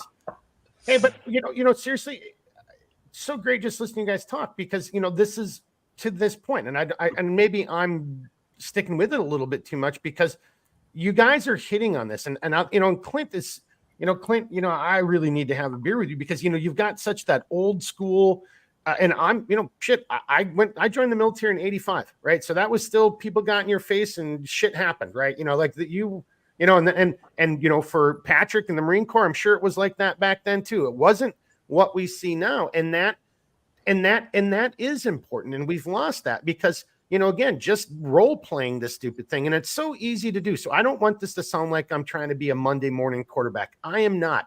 It's the point that I think all of these gentlemen with all of their experience have kind of brought up. It's like every building would have had a designator, so like if Triple X and I were up behind we're the guys behind the podium up on that roof that actually has a peak like this. So they can be on that roof, but they can't be on a roof with a peak like this. But putting that aside, but we're up there, and it's like, hey, command, this is Sniper One. Go ahead, Sniper One. We've got appears to be an individual male on the rooftop of Alpha 1 wearing civilian clothes. Do we have any personnel over there? Stand by. And then that would have been, again, to that talk, that command center, confirming with those other elements, like it did the local police just do something stupid. So I am worst case scenarioing it back to what everybody said, like to cover our ass so we don't shoot a civilian by mistake, right? Well, Marcus, my argument is already full of holes, because we should have controlled all that high ground. I mean, so let's just put that aside. And then command comes back and says, negative, we have no friendlies on Alpha 1. Roger that, cleared hot, taking a shot. If I see the weapon, if I've got positive identification, if I PID a weapon, but even still, if I don't PID a weapon, we've got an unknown bogey on a rooftop with observation, potential line of sight, a shot at a former president, the presidential candidate. He should have been off the stage immediately. The command would have been like, stand by, negative. We got no one on the rooftop. And when that was going on, if Blake and I were the guys in the command, one of us is on the other line telling Clint and all of his big ass Muldoons to get the president down and off the stage. And then, while Blake's doing that, I'm talking to Triple X and saying, hey, if you PID a weapon, you're cleared hot. That whole thing should have taken, and I'm not joking, boys and girls. I mean, even under, and I'll give it the fog of battle and all that, but to the guys who've really done this, Clint, Triple X, Patrick, DB and I really didn't ever really do that, but kind of, and I've done things like that, and and all my mission planning. So why was that not here? I hate to keep coming back to that, Blake. Do you kind of want to jump on that a little bit? Because at the end of the day, misfeasance or malfeasance, to what everybody said, and it's actually all started with DB, incompetence. Do not attribute to malice what you can attribute to incompetence. And there's clearly a shit ton of incompetence here. Well, for sure there is. There was Viva Fry, I think is his name, I believe he's a Canadian lawyer. He got popular around the time of the Freedom Convoys, actually, which, interesting enough, is a conversation for another day, but got shut down because of what it was doing. Well, anyway, he referred to it as a what was it? It was a fractal of errors. And I think that's kind of interesting, because it gets to a point where eventually, yes, you can say that incompetence led to a certain amount of this, but eventually you get to the point where so much incompetence and you go, okay, now we're really in the land of coincidence. And again, I'm going to go back to what I was talking about earlier. I feel like it doesn't take but maybe a few people in the right position for that quote unquote conspiracy to be able to go, okay, we're going to put our C team here. We're going to send that local assets to McDonald's to go get a break and get a double cheeseburger while this is going on. And we're not going to cover this roof, but we're going to put people in the ground floor. Like, you can set this situation up where incompetence can lead towards that, that ability, that open window to take the shot. And I mean, if you see what I mean, quite frankly, I think it was somebody personally, I think higher up, not just some some kid that was reported missing days before that supposedly has some encrypted accounts and everything. I don't buy that he was a lone actor in this. This was, to me, it was incompetence, yes, but I think it was orchestrated in such a way to let a desired outcome happen. So what's worse is now we know it's possible. Yeah. Now we know we can get that shot off. Not we, but the somebody royal, out there. Yep. They realize, oh, we've talked about Secret Service tactics so much in the media the last week that here's some of their weaknesses, because their training's not going to improve over the next week, month, hell, years. Yeah. That's the problem here. That was a shot into the system that we've believed was impenetrable. No one's getting past the Secret Service. No one's going to be able to take a shot on the Secret Service. No one's going to be able to attack the president or, candidate. Yep. It's incredible because Trump is extremely hated by a huge chunk of this country. You got to believe that's not going to be the last time that someone's going to take that shot, because now they know they could get away with it. And that's the worst part of what they just did. That incompetence, even if it was something else, it will lead to a true conspiracy. It will lead to somebody actually saying, we got this. We know we could do this now. We know what it's going to take. And that's where the conspiracy is going to come from. And I could see that, Yep. and that's the thing is regardless, I think you hit it on the head, is that soft underbelly has been exposed. And it's going to keep getting hit again and again and again. It took this event, like right, wrong, or indifferent, whatever you think of the guy. I'm not a huge fan of Kennedy, but it took this event to finally get him Secret Service. But if I was him, I'd be looking at it like, man, I don't know if I want this Secret Service. Yeah. I mean, and that's the thing. If I was in Trump's shoes with the assets he had, I'd be like, all right, listen, I'm done. It's private security. It's the people I know. I'm bringing in my own team because I don't trust this anymore. And I'll tell you what, if I was him too, I'd be hiring people to eat my food, and I'd be buying up every single canine bomb sniffer I could possibly find. Oh. Clint, you were kind of nodding your head about that. Yeah. Well, and Patrick, I got you as well. But Clint, you got something you want to add on that one, my good man? Real quick, I was same thing. I've been watching these events like everybody else, and I just can't. I'm surprised the guy's not in a Pope mobile. He's not behind glass. What? With this many threats, with this many people, the vitriol that's going on, and this guy's lead, not only as the Republican nominee, but the front runner, why is he not behind glass? I know he wants to be out there and not look like that, but I've been thinking this and I agree with DB, and I'll throw it off to Patrick. It wasn't if. It was just when, and now, like I said, it's already been tested, and I have this bad feeling, and be a Trump lover, not a Trump lover, Biden's completely, I've got my opinions about that. He's wrecked everything, but he's our last best hope right now with the swamp. They've got to break that thing up, This thing, what's going on up there, everybody getting paid out. Menendez just getting freaking convicted. They're trying to do stuff with Hunter Biden to keep him jointly connected with Biden. They're going to throw a little weapons charge at him to divert the attention. It's bad. Patrick, go ahead. I know you got something. Yeah. So, I don't want to just completely turn this into a bash on Secret Service. What happened there, I think, was largely because most of those members were not part of the presidential detail. Now, Trump's got his main team that stays with him at all times. And I think you saw the one agent that, he's in the iconic photo. You saw him at the convention. He's going to be with them. The wake up call for this, I think, is now to man the teams with the right people and have the detail commensurate with the threat level. And you guys all know that, the threat level is extremely high on him 24/7. So he needs that level of protection that the president has anyway, but before he takes office, if he takes office, But what's interesting, what you just said, because it ties into Blake's previous comments and to what Clint just said. So, even on so Dan Bongino, he's former Secret Service, and Dan Bongino was saying this a long time ago. That threat level against Trump was elevated a long effing time ago. And Clint, I love your word. You use vitriol.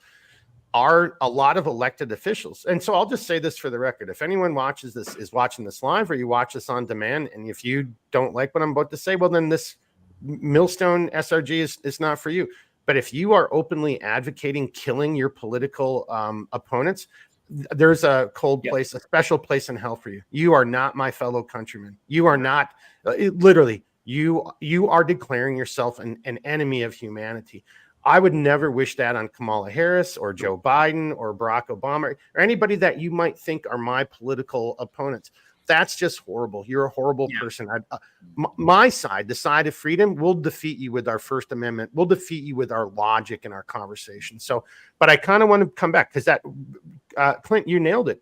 The vitriol, and this vitriol has been going on for how many years now, guys? So, DB, it's not a matter of when or a matter of if, it's a matter of when. I mean, like, this was predicted so long ago. And then to Clint's point, then and now we see all this other information that's saying that no, he really has been requesting for the last couple of years, and it's being denied for the last couple of years. And to Blake's point, and RFK doesn't get one, RFK Jr. doesn't. Like, what the? Yeah, there's either gross incompetence or or evil. I mean, it's just it's hard to describe. Yeah. Mark, think about that for a second. The man's father and his uncle were assassinated, and they were largely the reason that the Secret Service became what it did. And you're not going to give him protection. What does that say about the administration and Secretary Mayorkas? DB's got to jump in because he's restraining himself. He's up there laughing and gesticulating. So. He's not my dude, but what you just said is 1,000% right. The symbolism of not giving RFK Jr. Secret Service protection it blows my mind. Like, how thick are their glasses that they can't see this? That this dude is literally the reason we're having, the Secret Service conversation today. But the biggest thing out of this, and to go back to what Patrick was saying when he said, hey, this shouldn't really be about bashing the Secret Service. It should be the Secret Service. And when I say the Secret Service, any of the leadership or anything, instead of being incompetent, the next word should be accountable. Yeah. Hey, guess what? Yeah. Why not go out there and say, you know what? We were short. This is what we put out there. We did not put out an actual protection team because we didn't have the manpower to do so. And this falls on me. And as a leader, I don't care if you're a business leader, if you're a leader on a combat team, wherever you're at, you should take responsibility for the failure of your men or the failure of a mission. Yep. And when you don't, it's just like for RFK Jr. Are they not providing him a protection detail because their numbers are low and they just don't have the people to do it because, hey, they're lowering their standards every single day and they still can't get people to go through and pass their courses or anything else like that? Or their people are like, hey, I'm not going to put my life on the line for somebody. I mean, I know that was a huge conversation that Mark and I had when I was his personal security. It was my job to die and his job to go on and do that mission.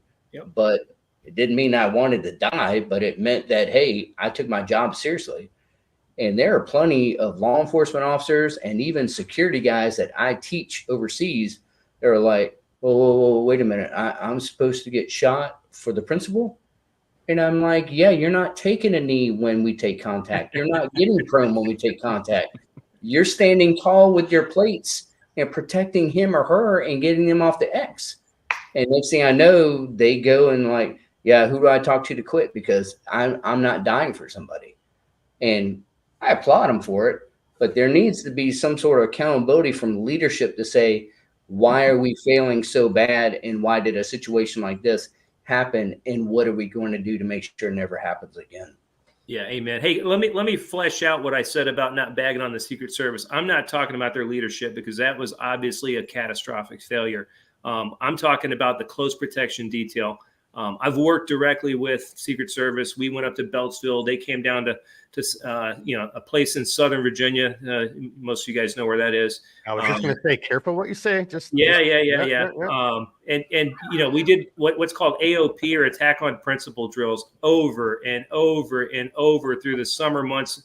sweating. I mean, like I would literally know every bump and pimple on your guys' asses, and you would know mine too, because that's what we did over and over and over. And depending on the complexity of the venue, generally it was like from the time the assault occurred, you had less than 30 seconds to move that protectee to some type of hard point, whether you're getting into a vehicle and getting the hell out of there, you're moving into a vehicle, or I'm sorry, a building or a structure you can defend, and waiting for, you know, some type of evac or follow-on forces to protect.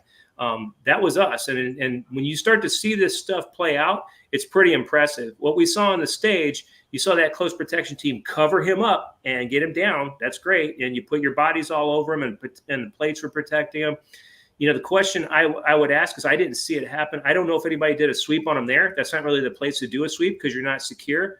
But you also heard a lot of delays. What are we doing?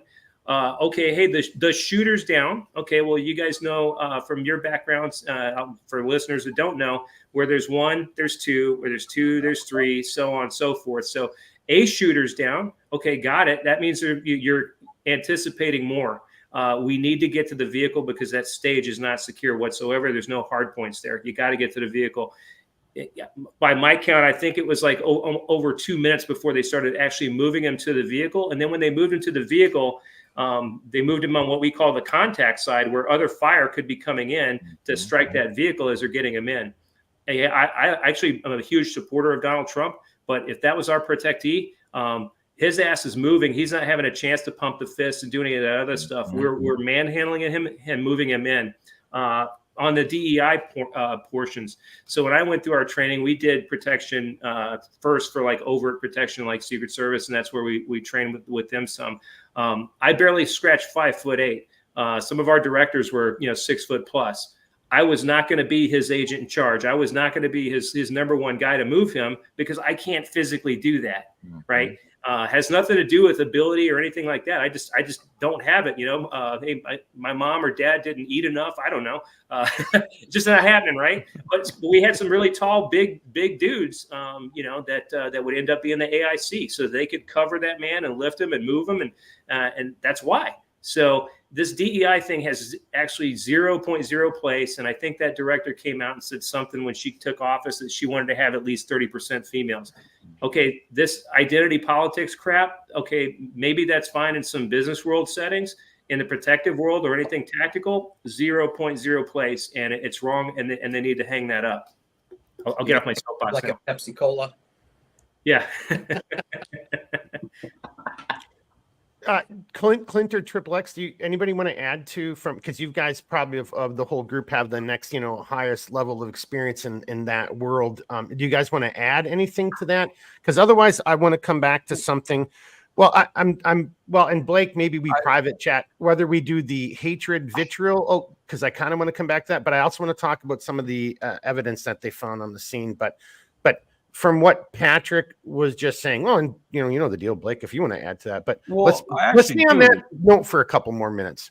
Yeah, I actually do want to add something to that because I'm going to be the odd man out here. I'm the only one that wasn't like some Fed boy, government glowy, or whatever you want to call him. Right? Oh, we're not glowies, mofo. Don't throw us in that category. I know, I'm just busting your balls. But to that point, like seriously, so this is coming from outside that whole ball game. To me, it's crazy when we're in the heat of a presidential run, right? All right, we've got 1, 2, 3 arguable candidates that actually deserve any form of Secret Service or capability. Then on top of that, because apparently Joe Biden gets it, Kamala is obviously going to have some. There's other assets that are out there. But what it's sounding like to me is if it was truly a lack of manpower, how the hell with 320 to 399 million people, depending on what number you want to believe in this country, do we not have enough people that are willing to step up to the ballpark and go, okay, I'm willing to do this job. I'm willing to train. I'm willing to die for this if I have to. And I'm willing to go in and be this team. I mean, to me, it just seems absolutely ludicrous that we had such a lack of manpower that we had to go pull the desk jockeys off to do it, and let alone the 5'4" desk jockeys that have never seen combat in any way, shape, or form. To me, I got a really hard time squaring that. Yeah. Who wants to jump on that? Okay, I'm going to go with, do you have social media? I do not. Okay, get it and then you'll understand that there's many beta males out there who don't have the balls to friggin' do anything. And there's And right. I mean, and I'm just saying that unfortunately, when I got out of law enforcement in 2006, because I could see the diminishing and what was being hired. I ran my last 2 years. I ran the police academy. It was a multi-jurisdictional academy. We were in charge of running 60 different agencies. A basic law enforcement class would have 80 students in it. I'm only 5'10", 175 pounds. I'm pretty tough. I would walk guys who were 6'3", 6'4", 6'5", well over 200 pounds, who should be able to pick me up and throw me across the room. And I would back them all the way across a multi-purpose room, 120 feet, in a red man, telling them, hey, giving them every reason to hit me with their ASP, giving them any reason to go hands-on and do what they're supposed to do. They watch me commit a crime, and me backing them all the way up and telling them, hey, I'm going to take that gun, I'm going to shoot you in the face, I'm going to take your wallet, and I'm going to go kill your family. Something just to try to get something out of them to go, the fuck you are. Mm-hmm. And it would still be, no, you don't want to do that. Please don't kill me. And I'm just like, what the hell is wrong? And it has increased. I mean, we have students now that are coming out of the military and they can barely show up and pass a PT test. I'm 51 years old. I wake up in the morning, hit the deck, and knock out 75 to 80 push-ups. These guys can't even do 21 push-ups. 21. These guys are 25 years old, knowing that they have to pass this PRT, but they think in their head, hey, you need me, so you're going to paper whip it and you're going to do whatever. It's the same thing in law enforcement, federal jobs, and everything else. Heck, if you look at the FBI and some of them, they've dropped it down to where if you haven't done cocaine in the past 90 days, we're going to hire you. Jeez. That's what you're getting, unfortunately. And it's sad. Well, so bringing that, we're kind of going in a slightly different direction, but I think it's still a good one because it goes into, community.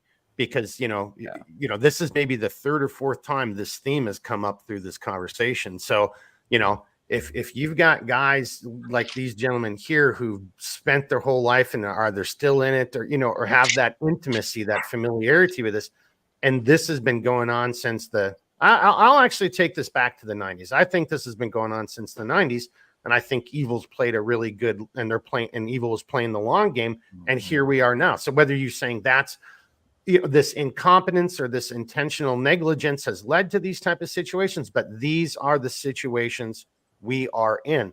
These are the individuals that we are.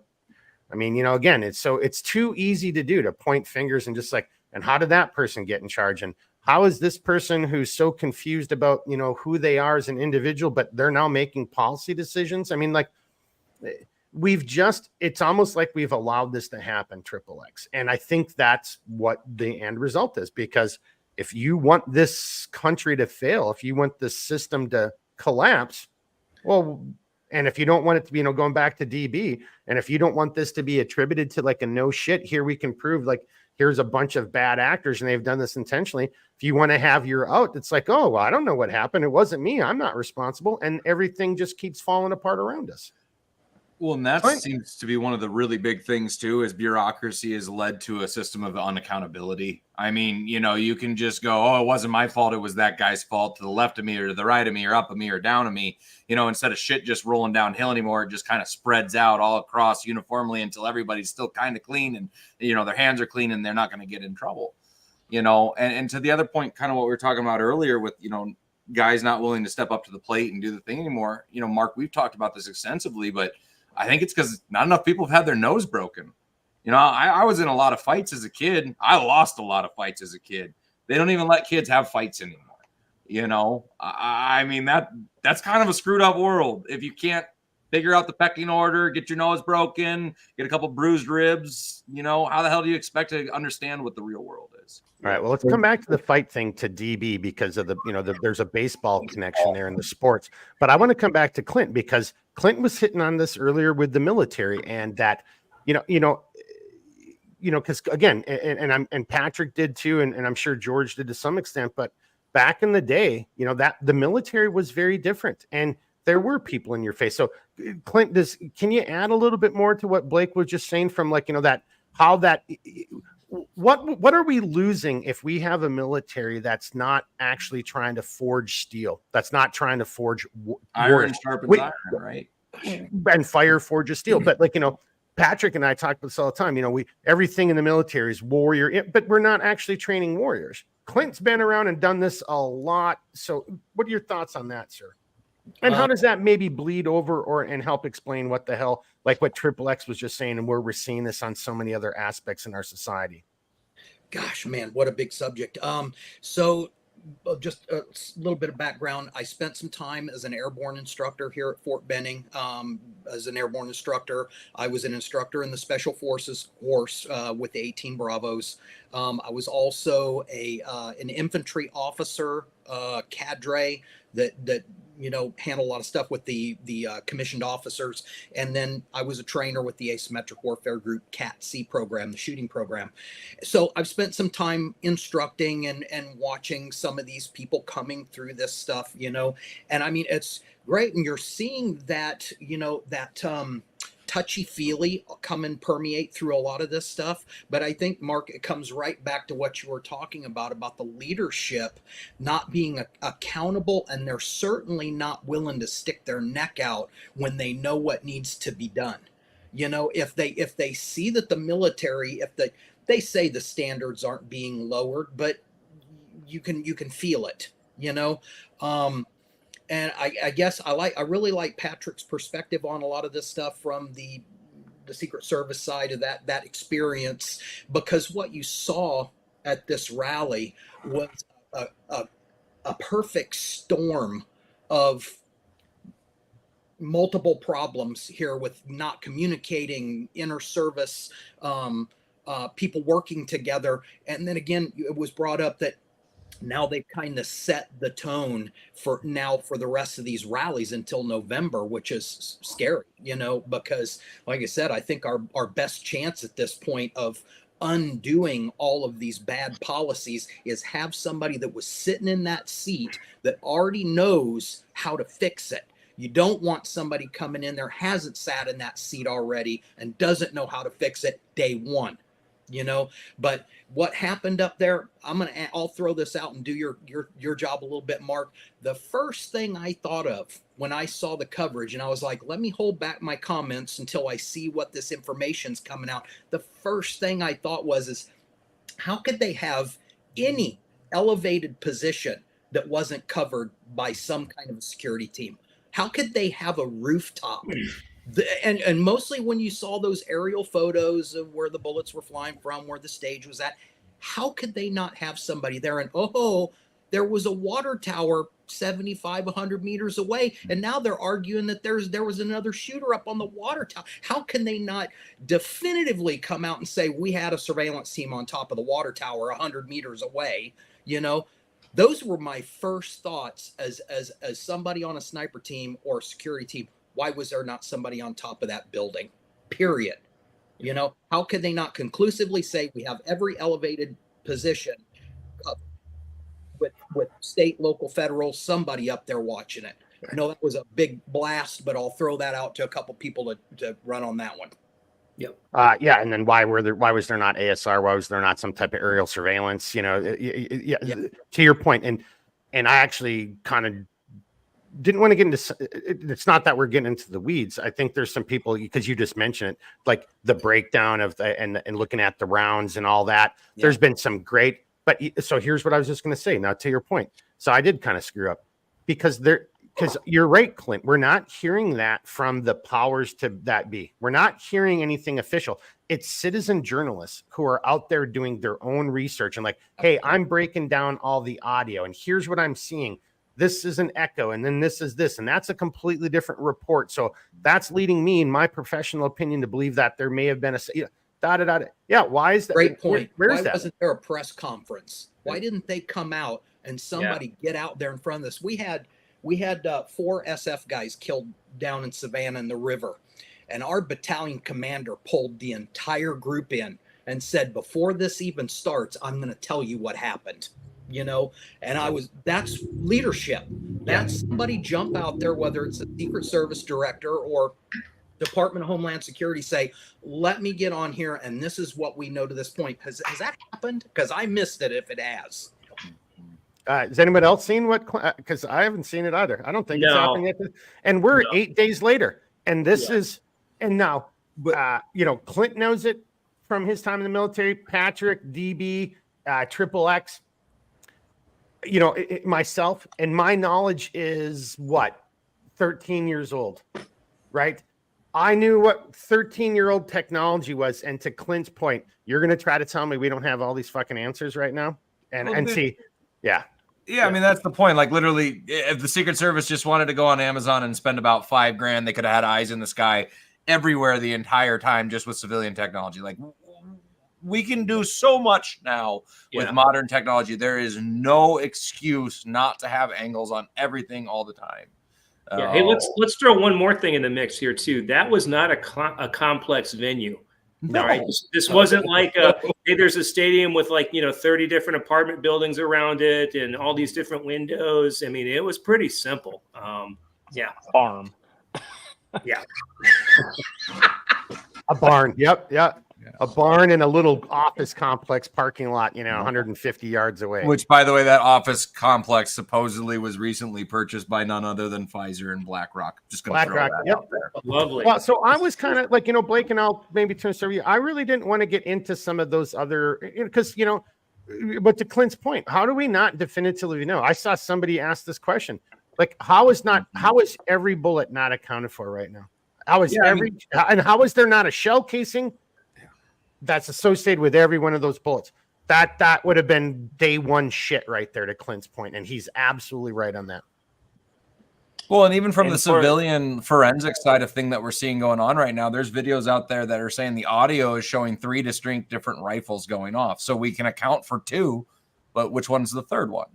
I mean, that's where we're already starting to run into magic bullet territory somewhat. Well, here, then I'll just take this and let's bring this over to Triple X or Clint or whoever wants to go next. There's so many anomalies, right? So Clint kind of started this fire. Where are the answers on this, right? And then, again, trying not to get, we're talking about the attempted assassination of Trump. Really trying to use this as analogies to try to get you to think about your own community and what you can and cannot do and how you can take care of yourself and your loved ones and your family, your own person, your tribe, so to speak, your community. How did a guy who drives he doesn't drive a van. He drives a Honda or a Toyota something. Why was we're saying there's his van that was like 10 miles away full of explosives, but then how did he get to the venue? How did the weapon get there? So again, the things that I think each and every one of us and every human being who's got a head between their shoulders would be like, hey, that doesn't make any sense. How in the fuck did they know that happened? He was flying a drone. To what we just said, he's got his own ASR. He's flying his own drone. But Secret Service doesn't what the hell's going on here? Well, yeah, and on top of that, too, they're saying that there was an explosive device in his vehicle. They're saying there's an explosive device in his house. Yeah. There's multiple bank accounts or some kind of locked accounts now. You got CNN running with it was an Iran setup plot. Like, I mean, there's so much static in the air, and I think that's the reason we haven't seen a press conference on it so far, is that static in the air right now is actually beneficial to the narrative because it's keeping everybody on their toes, keeping the situation fluid, and allowing for other situations to unfold. There's the word narrative. Yeah, and it's incredibly important to get out there. I saw a meme the other day where, they show where Trump's head was turned this way. I'll try and get squared up. And that's the difference between civil war and affordable groceries, right? And if there's something... Jeez. Wow. If he doesn't move his head, it's civil war. He moves his head and we might get... I can buy milk again. I can afford eggs and milk. part of that is incredibly telling when, I think some bad, like if we lost Trump there, something huge would have happened. It would have caused unrest unlike anything we've seen, because that's what people are itching for. And that's why it's so important that the Secret Service gets out in front of it. It was important for Biden to get out and, get his name attached to it and do his like little press conference. But we need the Secret Service to say, here's what we know. Mm-hmm. Here's all the facts. You ask us questions. And if the answer is, I don't know, we will get you the information. It has to be they have to have a PR person who could help them with this. They need to get the information out to the people, because otherwise that's where I think the conspiracies are going to keep going. It's the citizen journalists, because everyone hears something, they see something, or they found something, and there's no vetting of that information. It just takes on a life of its own. And the Secret Service, I think that they have a responsibility to get out in front of this and say, hey, here's what happened. Here are the facts that we know. If the journalists have questions for us, shoot them our way. We'll get you more information as we go. But this is a conversation, not a one-off 3-minute, press conference to protect our leader. And that's kind of where it was. Well, kind of like what you said too. You think about the assassination on Ronald Reagan. Look how quickly the information was being relayed. The press conference. Hey, he's in surgery. He's getting this. This is what happened. This is what happened to a Secret Service member who was shot in the head. All that information is being put out, but there was really no social media back then. No cell phones where everyone was like, hey, texting each other, doing whatever. Now we're in an age where there should be the information highway should be right there enough for someone to stand up and go, hey, this is what happened. Yeah. And now, like you guys are saying, we're receiving some sort of narrative with a lot of static. And the more they can, what I like to call the squirrel syndrome, the more little shiny nuts they throw out, everyone's going to run to it instead of saying, hey, let's cut the bullshit and let us know exactly what happened. On that note, I just got to plug it one more time. And what Triple X just said, that is, in my opinion, what's going on. We're being treated to bread and circuses, bright, shiny things. Ooh, what is that? Ooh, what is that? So we as a people remain either divided or unfocused. Whereas, for me, on a personal level, going into the why are we doing Millstone? Why are we moving forward with it? That unfortunate event to me really solidified it, because you could have woken up to a completely, to David's meme. It's a meme and it's funny because it's true. And that's why, the right is good at memes. You could have woken up the next day, and right now we might not even be able to have this conversation. And that can beg the question of like, why is no one talking about the world's largest cyber attack? Like there's a handful of people who are kind of like, what the hell is this all about? And Microsoft. So coincidence, comedy of errors, again, back to what we said, don't attribute to malice what you can attribute to incompetence. But what about the sniff test, guys? Does any of this is any of this? And let's just start it with Blake and go around, the horn. Does any of this even make any fucking sense right now? Well, no, it doesn't. And and that's the thing. If you want to kind of war game what would have happened had Trump actually been assassinated instead of moving his head at the last possible second, you really can't, because the ramifications of it could be so massive. You've got two different sides of a political system of theater that are at each other's throats on a regular basis. And then you take the leading candidate of one of them out of the race. What happens? It's freaking carnage. It's everybody blaming each other for it. And the next thing you know, if this crowdsource thing actually went down right after the fact and it didn't get relatively fixed like it had in the time that it has, which honestly, I kind of think it's Microsoft actually going to the world, hey, we can shut this off. I don't think it was a hack. I think it was the people that control the system going, everybody in the world that uses our platform, we can do this and shut everything down. It's a warning, and I think if you look at then with Biden stepping down, we'd have, if Trump had died and Biden was stepped aside, which he might not have he probably wouldn't have stepped aside this time, but you're talking utter and absolute freaking chaos.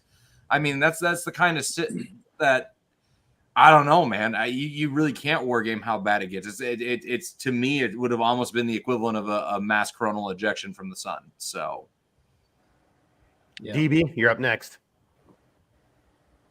Yeah, everything I've said about it comes down to the same things. We've gone over the incompetence. I wanted to actually bring up one point when we're talking about the DEI, and it's not just limited to what they're looking for. It's the effeminate men, the non-masculine men that they're taking when they are checking that non-DEI box. And I think that's the problem. We have, and not to rehash the whole history of feminism and everything that's come to a point where masculinity is hated in general. It's all defined as toxic. But I think that's what's leading a lot of these problems. When Triple X was talking about weak men, or maybe it was Clint, but I mean, I'm sure we're all talking about it. It's the weak men, the beta males who are making those calls. So when it's not a DEI hire, it's going to be one of them. And these are the people who are going to be leading organizations. It's not the ones we want, right? And it doesn't work in the construction industry. You go to a job site and they're dudes. They're like masculine men. There is manly talk. There are jokes that are offensive. There's horseplay that's offensive. They're men being men. And I think that that's being rooted out at all of these levels where DEI is the, hiring choice, and knowing you can't just hire the DEI folks. You do have to hire the men. They're choosing which men to hire too. And I don't know who brought that up, but it's been going on in my head, because when I talk about things on Reno Dads or with a group of dads that I'm close with, it's one of my pet peeves is the dads who are so feminine that it's hard to call them a dad. It's hard to relate to them. And I deal with it with coaching, right? I have parents who aren't able to cut that umbilical cord. They're not able to let their child go out there. They're not allowed.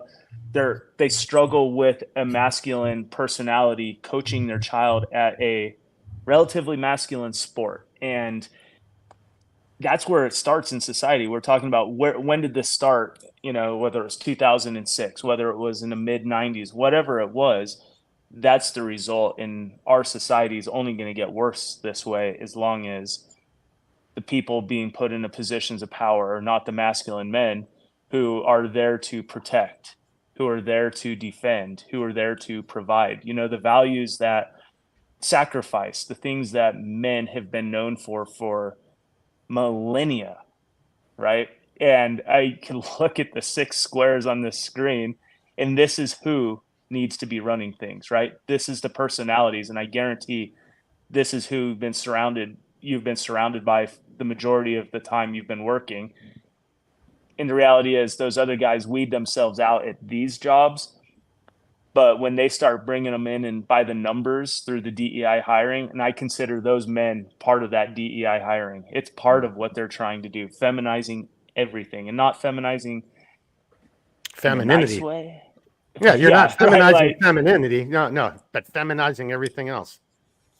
And I know it's a little rant, but it's been just stirring because it's a huge pet peeve that I deal with on a daily basis at the sports level, at the school level. I have grade school children, one going in high school, one going into middle school. And okay, I get it. My boys they're rough, they're competitive, they're football and baseball.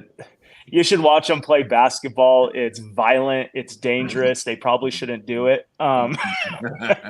Like, I get it, but it's frowned upon. Their entire personalities are frowned upon in the educational system. And they're the ones that's where it starts. It's starting with our youth, where the thing I'm dealing with, it's going into our workforce, and now it's going into every aspect of politics, because that's who they're looking for. Well, it seems like a domestication.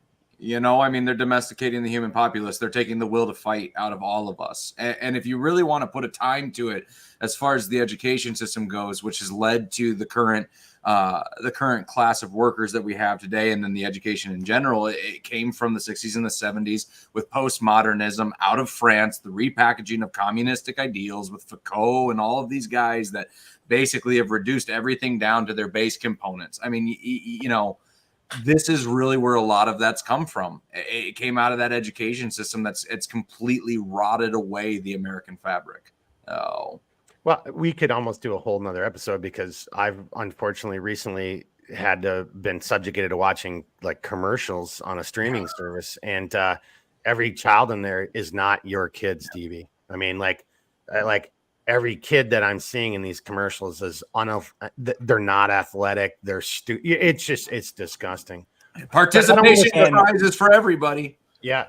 So, but without going down that, I want to give everybody a chance because when we're almost at 2 hours here, so just as always, every good story's got 10 or 8 different side stories. But Patrick was up next, and then we got Clinton and Triple X, and then look, and and then if people got to bounce, they can bounce, and whoever wants to stick around, keep talking. But I want to give everybody kind of a chance here, and I'm not saying we're wrapping it up, but we were on subject, and now we're kind of just like a bunch of guys, like DB said. That the only thing that we're just not telling dirty jokes yet, right? Yeah, we're just not telling dirty jokes. Thanks, DB. I derailed it because that's the problem. It's the root of our incompetence. I brought it full circle back. There we go. All right, Patrick. Yeah. Okay. I guess I'll address something I don't think we've really touched on. I think this is more from the spiritual side of the house, right? So whether you love or hate Trump, I think the one thing that he represents to a large majority of the population is hope.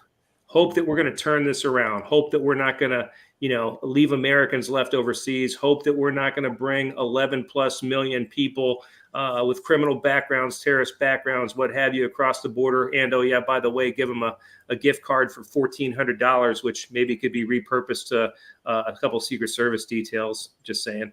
Just saying. Like you guys said, that could have got at least 2 drones on Amazon. I mean, yeah, right. Something like that, right? So all the things that are going on, the prices, the inflation, the unnecessary war, all that stuff that's just been mismanagement at the highest level. I think from the spiritual side, I think our country's been under attack. I think it started with a lot of the stuff Blake mentioned. I think there's a concerted effort by people all over the country to try to control your speech and label people certain ways, that type of stuff. I mean, the number one phrase that really sets, that lights my fuse is, "Hey, you shouldn't say that." Can we swear on here? So I'll go. F-bombs and yeah. Who the fuck gives somebody the opportunity to tell me what I should and shouldn't say, right? So don't tell me what I should and shouldn't say. I'll accept the consequences for what I say and to whom I say it to, right?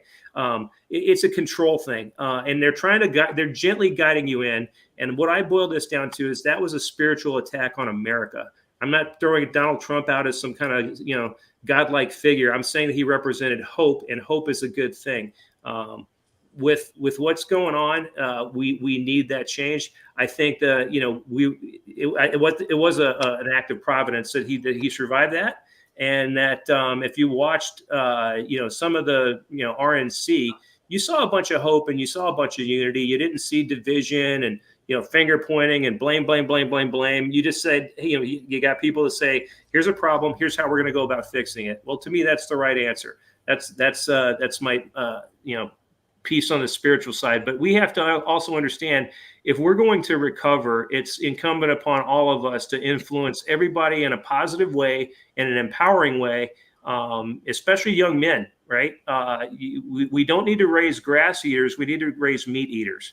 We need to get back to, what happens if another 9/11 happens? Are we going to have some kid that uses his pronouns and plays video games all day? Is that who's going to defend me as I reach into my 60s and 70s? I hope to God not. I want some badass kids. So I think that our generation has a pivotal role in helping influence that in every way possible. So I'll just leave it. I think that we've got a responsibility, and it kind of fits in nice with the self-reliance group here. Yeah. Well, to that point, say, Blake, that's an example where we would cut that, because that's it. That's community, right? That was beautiful. That's what I was just going to say. Listen, guys, if any of you want to come and help train my little son once he grows up, I'm more than welcome to host you.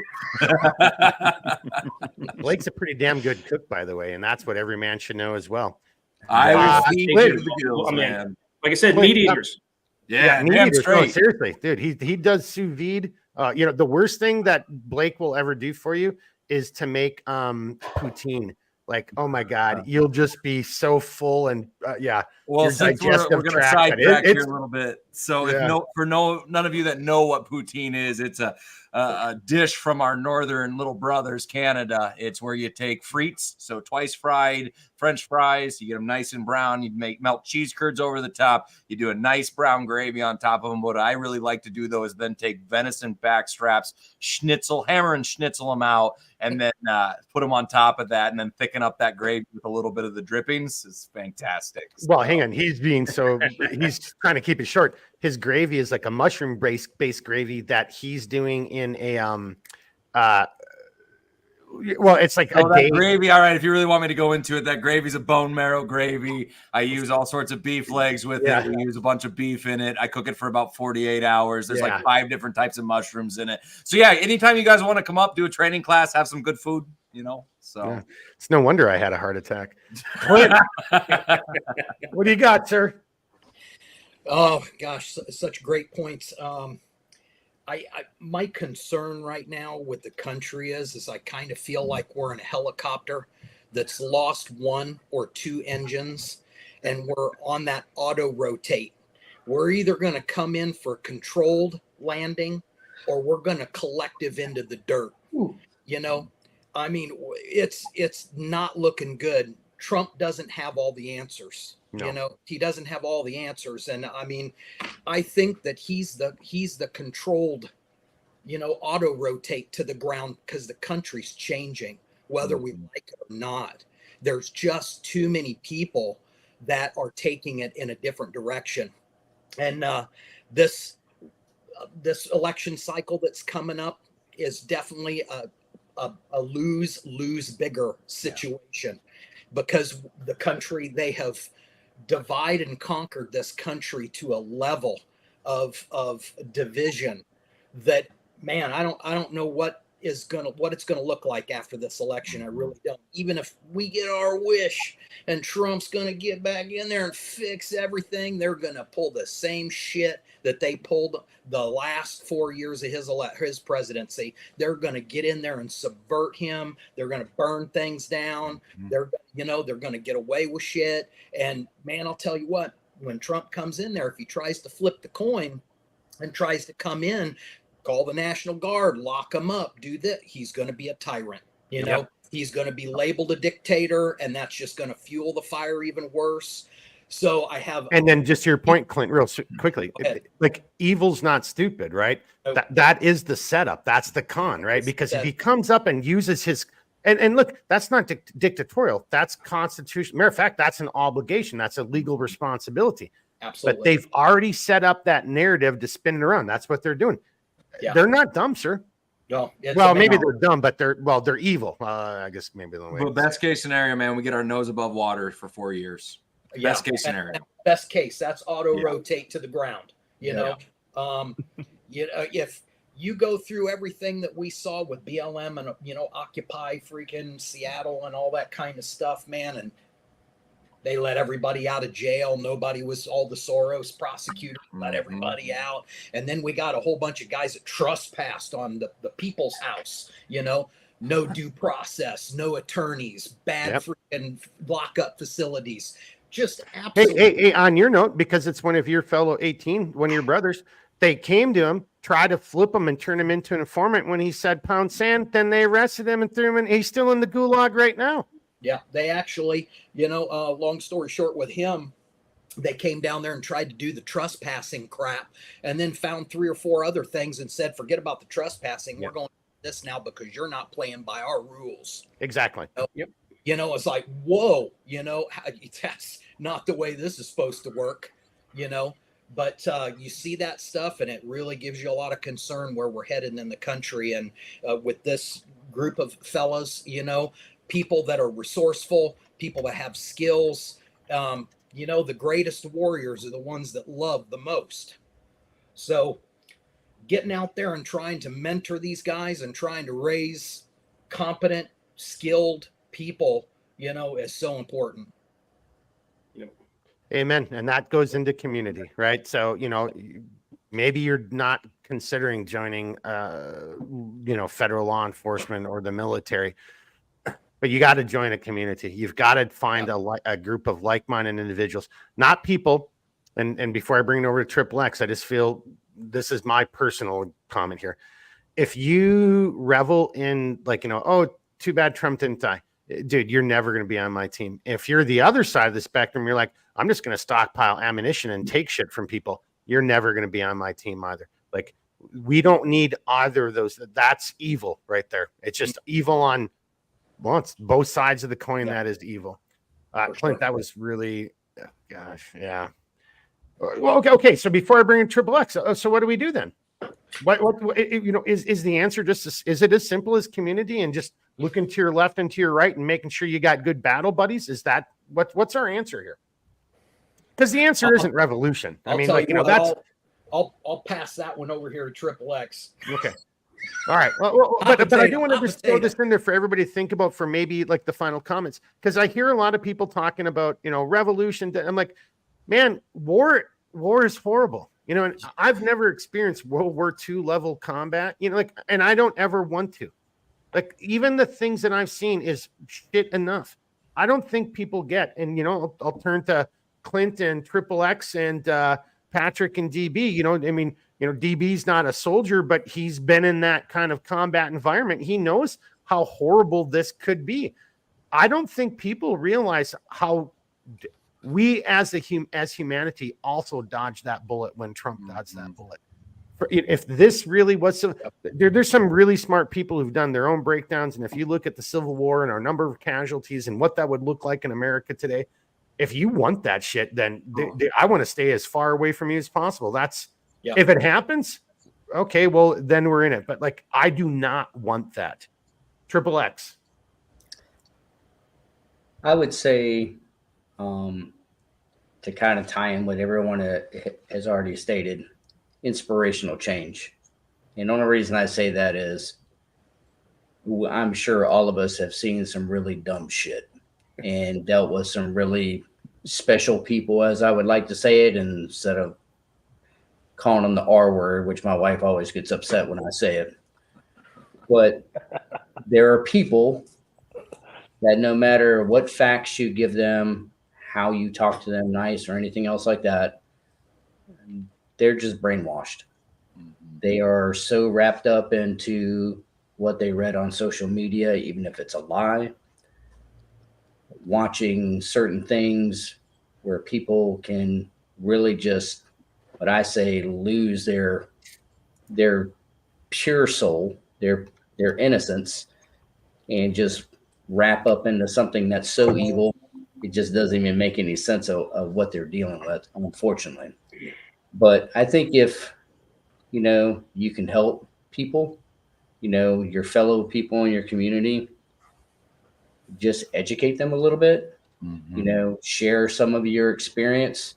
It doesn't have to be about shooting people or anything else like that, but just to help them get a little bit better and a little bit stronger, that might become infectious enough for them to go ahead and allow that to spawn on to their kids. Kind of like what you're saying, DB. I know you and I have talked about baseball analogy before and everything. And sometimes when you get parents that they see that you connect with their kid, and I used to have this when I coached my daughter's travel softball team, I would have parents come to me and like, you said this to my daughter, and my daughter came back and said this is what you said, and man, I've been telling her that for months. But she just needed to hear it from a different point of view or a different person. It doesn't make you better than the parent, but you had a different delivery. It's kind of like good cop, bad cop. You and I start talking, you don't like me, but then the other person starts talking to you and you're like, you know what, man, I love that guy, Mark. George is a dick. Okay, well, George is a dick, but we're still getting the same, delivery across. This is what we're trying to do. And a lot of times, to me, it makes us, I wouldn't say better than anybody else, but it makes us that community leader that some of these people need. And I think if we have more of a positive attitude towards it versus, I'd rather just come up and punch you in the fucking throat, which would make me feel a lot better, to be honest with you. But it's not going to get the point across. It's not going to really resolve anything. There's a time for violence to be used to resolve a problem. And a lot of times that will work. But just like you said, Clint, if Trump goes in there and punches somebody in the throat because he's trying to fix things, the narrative from the other side is going to come all the way around. It's going to go full circle, and they're going to like, we told you he was a dictator. We told you he was going to do this. It's not the setup. You just played into their hand. Yep. Exactly. So he's got to almost treat it with kid gloves, but have a plan and push forward with it. And I think that's inspirational change at its finest if you can do that and master it. Mm-hmm. Yep. All right, fellas, and for everybody watching, we're at a little over 2 hours. We're at not quite at 2 hours and 15 minutes. Just real quick, show of hands. Anybody got to bounce real quickly? Like triple. Yeah. I figured you guys would have to go real. I got family stuff, dude. Yeah. That community, though, that's what it's about. At the end of the day, that is what it's about. Exactly. Okay. So let's just do this, Blake, with your permission. We kind of talked about this, but how about, for those who have to bounce, we salute you. And then just give them, sorry guys, if you guys haven't noticed, so I live in the land of 10,000 lakes. We have that means we have 10 million mosquitoes. There's like some mosquitoes that got in my, and they've been fucking harassing me this whole time. And Blake knows they're as big as bald eagles, but so Blake, what do you think? DB, how many minutes you got, DB? Five minutes? Just a couple. I mean, okay. It's loose. Triple X? I just haven't seen my family in a while. X, how many minutes you got? I'm just trying to figure out who's priority. I'll give you 5. Let's go to DB, then we'll come to Triple X, and then Clint. How are you doing, sir?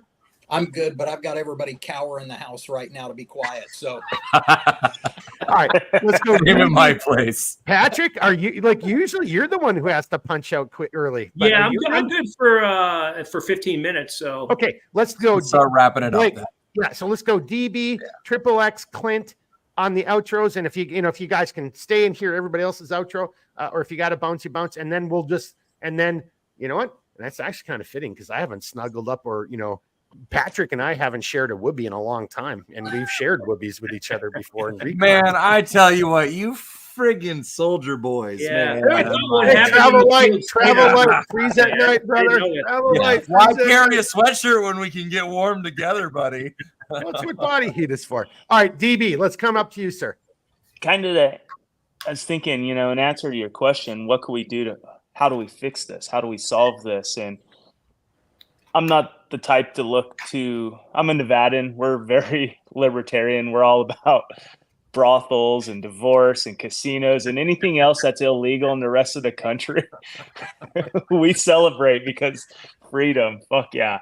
But I don't look to anybody else for what do we got to do to solve our problems. I look inside. How do we solve this?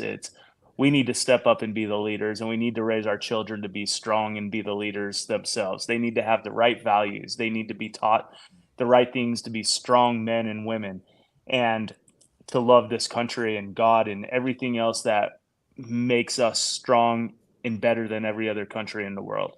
And that's where it starts.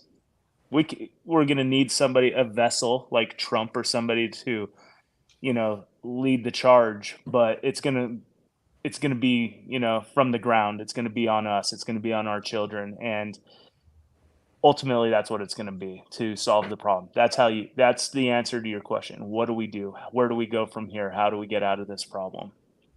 That's how I'm addressing it. Amen. Yeah. Just a good comment, Triple X. Yeah. Amen. I mean, you got to start, right. And yeah. All right. Do you need a bounce out then, or do you want to stick around, or do you got to go? I'll head out when Triple X is done with his. Well, hang on. Oh Lord. Clint is older and wiser, but Triple X is a little sexier. So let's just be honest here, right? So, yeah, no, this is time to wrap this up. Apparently. All right, Triple X, go ahead, sir. Yeah, this is coming from somebody who said, "Hey, we can travel light tonight. We're not staying the night. We ended up staying somewhere, freezing our asses off, and then finally, when I fell asleep, he kicks my rack and goes, 'Get up, you fucking hobo! The hell up! The helo's here to take us back.'" So yeah, Mark is. Well, at least you didn't tell how I did try to spoon with you. So okay. No, I was going to leave that out for another. We'll save that for another episode. But anyway, DB is 100%. I mean, and we kind of look at this. I mean, all of us, a majority of us have been in the military, but I'm in any other work. Yeah, the general might come in or the colonel might come in and say something, but at the end of the day, your NCOs are the ones who are like, hey, this is what we need to do. We need to unite. We need to do the following, because the colonel isn't there every single day watching everything that's going on, or, the captain or anything. So when we look at that, for us to be strong leaders, that just needs to become infectious. I mean, in reality, Trump can say and try to do all these things, but there's so many other layers all the way down to us that try to block and prevent anything that he's doing before it even gets to us, and all in all, you can only help yourself. Like we've all said, nobody wants to see civil war or blood being shed in this country. And there's a majority of people who have never experienced that. And I've experienced it. I know you guys have too, but I don't want to experience it in my own border. It's different being deployed and being somewhere else and having to fight that good fight. But it shouldn't come down to, where we're at and being as soft as we are and encouraging criminals to do whatever they want because there's no repercussions for it. But if you're a law-abiding citizen, hey, if you step out of bounds to protect your family, now you're doubting to do that because now you might be a target of something that's going to happen. And unfortunately, those are chances that we have to deal with every single day. But kind of like what we talked about in that last podcast that we did, how can I prevent that from happening with me and my family? How can I be in a better position or stay away from that to where I don't put myself and my family in that position or myself in that position where I'm going to end up getting crucified for doing the right thing. Rock and roll. I think Clint is being invaded by mosquitoes. I just saw him looking over his shoulder like, what the Mark's mosquitoes down here? What the fuck was that? Hey, but not to take away just real quick and then Clint, come to you, but like Triple X, you and DB and just and with Patrick and with Clint and with Blake and everybody who I talk to. I mean, I think that's the sentiment. It's like we all know that this shit is wrong and broken. And there is a right or wrong way to go about this. But I think that Clint's point, and I'm setting him up for his response. But boy, it sure doesn't look like. I mean, yeah, again, everybody said it. Yeah, Trump has to be elected. I mean, like, because there's no other viable candidate, and the election's right. Matter of fact, we haven't even talked about the constitutional issues of Biden just saying he's done, and now Harris is just automatically the candidate. That's not how our system works. Yeah, so let's put away the constitutionality, right? Yeah. So we're in some really shitty circumstances here. Uncharted waters. Yep. Thank you, Clint. That was better. Go ahead, sir. Oh gosh. I guess to follow up with DB and Triple X, I've learned at 55 years old, some things have become very important to me. The honor and integrity and all those kind of things are, I didn't even really pull my head out of my hiney until I was about 35. I was still, out there traveling the world, having a good time and being a cool guy. Yep. Yeah, just get to do all the things that I wanted to do. And when I had my first child, my son, it changed me. It just, the focus went off of me, and I think that's the only way as a father, there's no way for you to know what that is until you have a kid. You can't get that from somebody else. You have to see it, and your priorities change. You become a different person, and the focus is not on you anymore. I think that's a huge part, and being able to those lessons learned at my age, that, and living that life, that honor and integrity, and what you do, what you say is your word, and man, that becomes real important at this point in your life. And if you can try your best to try to hand that off to younger people, it's very, very important. I think I definitely see it now. I didn't see it then. Before we bring it back over to Patrick, Blake and I talk about this, but I've actually talked about this more with a family member of mine, to what Clint just said, and I don't have kids, but again, community, right? And there's some other shit going on, and handing that down and being able to be in that position to try to pass on that knowledge, that mindset, that however you want to phrase that, I think that is incredibly important. And in the conversations I have had, I think with almost every one of you, I think this fight isn't about me, and I don't think it's about us. I think we're going to suffer no matter what happens next. I think our future is going to be defined by suffering. I don't think we're going to see our Social Security. I don't think we're going to, I think we're going to be having to fight, but we've got to stay in the fight because we're the men who can do that. And through community, we can set that stage for your guys as kids. So they're the ones who can be the heroes and pull us out of this morass. I want to caveat. I got an alibi on that. All right. As they say, let it happen in my time so my kids don't have to do it. I just wished it would have happened a little faster because I'm starting to get old. Yeah, I got to get another hip surgery. Yeah, come on, man. Why didn't it happen a couple of years ago? All right. Although I can stay up with the young guys pretty good still. Yeah. Well, and apparently so can those guys down there. Like I'm not going to lie. Patrick and I used to talk a lot of shit with buddy, to each other about physical fitness. And I don't want to go into that shit right now. But all right, Patrick. Well, hang on. Okay, you said you can stay a little bit. So for the rest of you, DB, you're looking way too comfortable. Are you drinking a scotch right now, by the way? No, bottled water. Dude, I've been in 111 degree heat for the last 5 days. Oh, there you go. It is unreal. Yeah, forget that. You Man, want- I'll go to Minnesota any day of the week. Yeah. You want to toughen up a kid? Heat. Put him on the mound at 111 degree heat. It's child abuse. It's insane, but he's joking, everybody. He's joking. It's called sport. All right. So if any of you guys got to bounce, good time to do it. We're going to wrap up with Patrick. If you can stay. But not. I want to throw this in real quick before these guys bounce because I want to drive home a couple points. Number one, everybody on this panel, realize this, and I'm not saying this in a bad way. You're not normal people. Okay.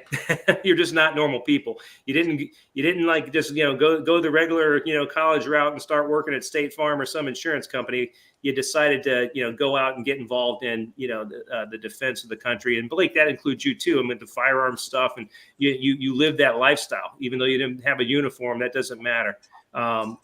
Think about this. You represent every agency or organization you've ever been a part of. So from this is going back to like what you can do.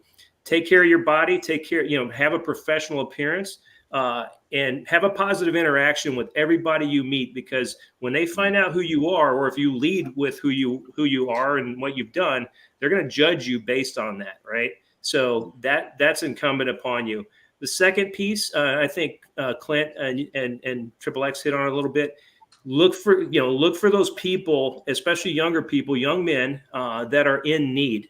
I just found one yesterday. I was at my daughter's engagement party and found a guy who's, he's got a back injury, but at the same time he's in the selection process for State Department DSS and a couple other things, and he's working through that. So, I decided to pick him up and motivate him and just kind of give him some context of, the traumas and stuff my body's been through and how resilient you are.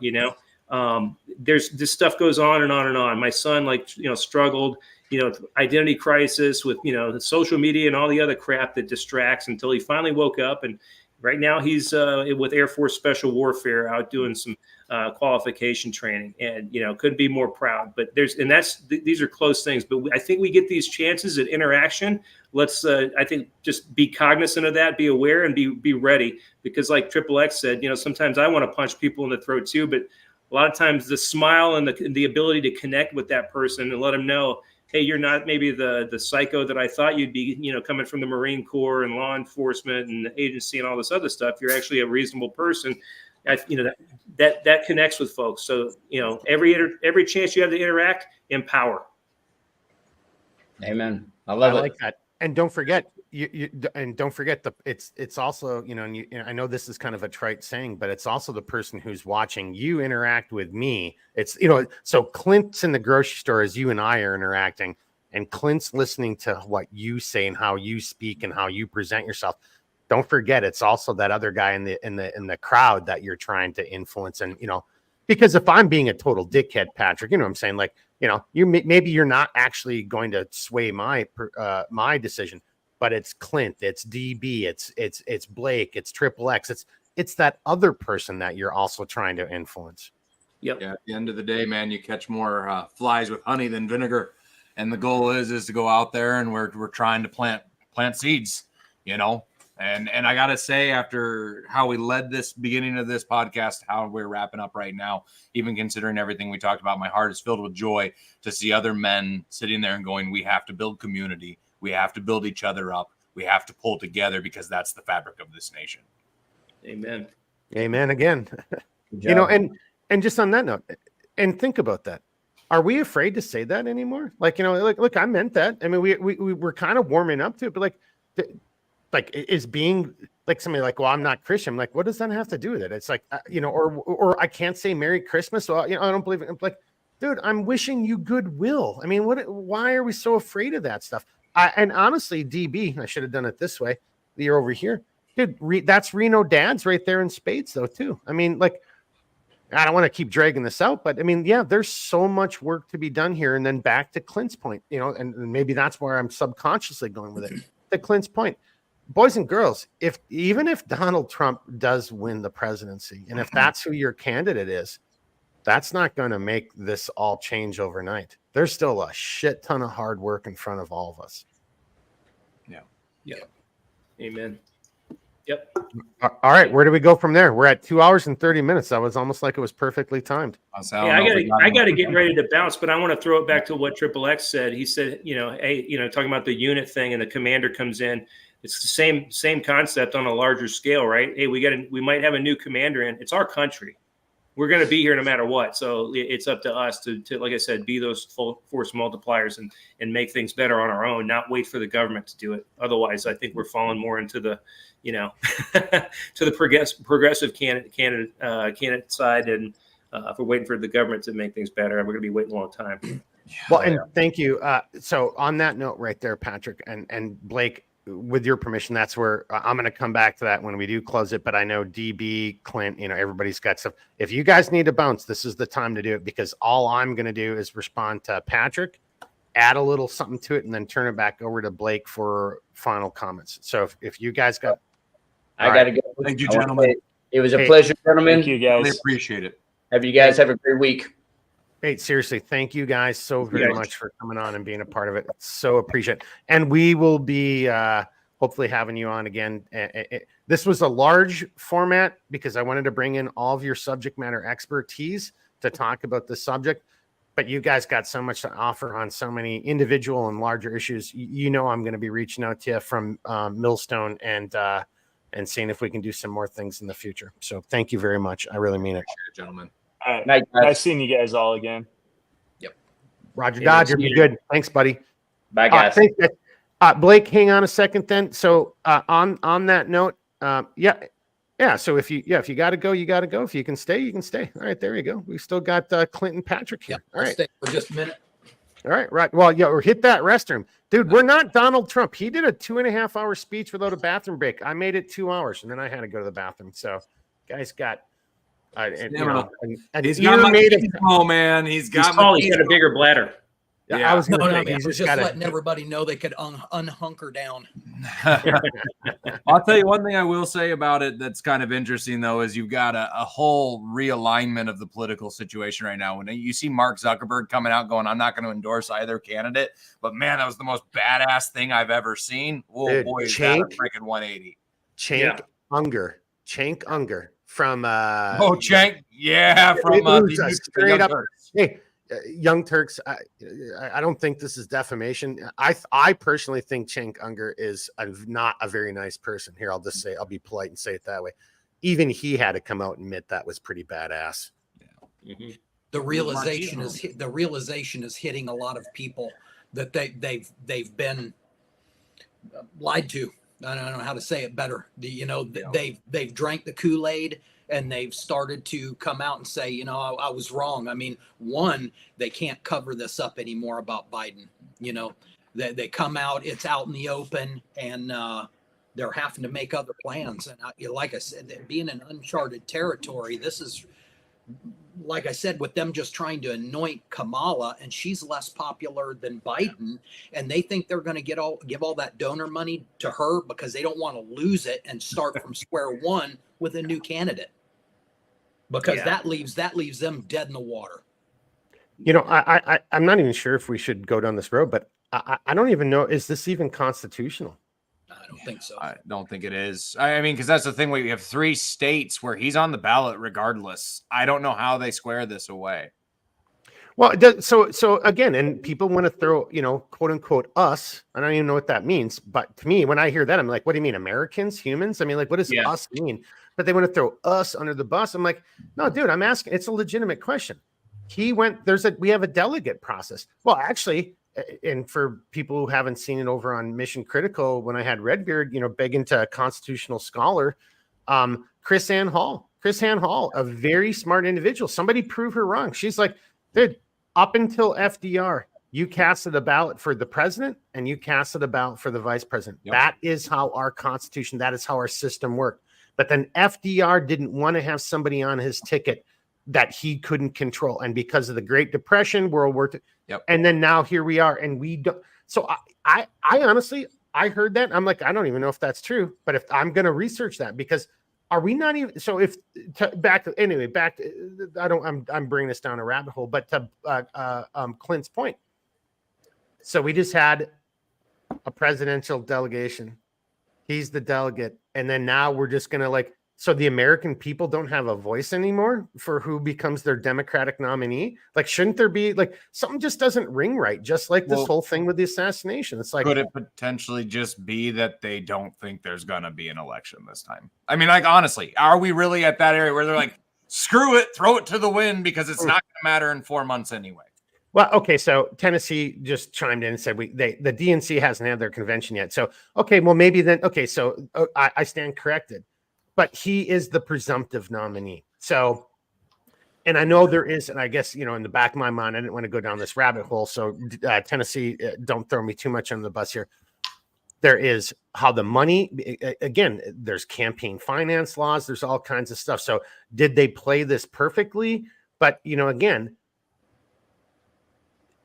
I mean, Biden is the presumptive nominee. So, I mean, did they do it just with enough time to put Kamala on? Okay, so Tennessee, great point. DNC has not had their convention yet, but right now it's kind of raising some questions of what the fuck is going on here in our system. The primaries have already happened. Well, the people have already voted in the primaries. Yeah. The things have been set in motion that shouldn't be able to be stopped. There should not be a system to stop this at this moment. Yeah. So unless it's the 25th Amendment or he dies, they're kind of locked in already, to my understanding. Well, and that goes into the campaign finance law. So I don't want to drag us down this rabbit hole. That maybe that's another conversation. But but to that point, it at the end of the day, I'm just trying to bring this back full circle.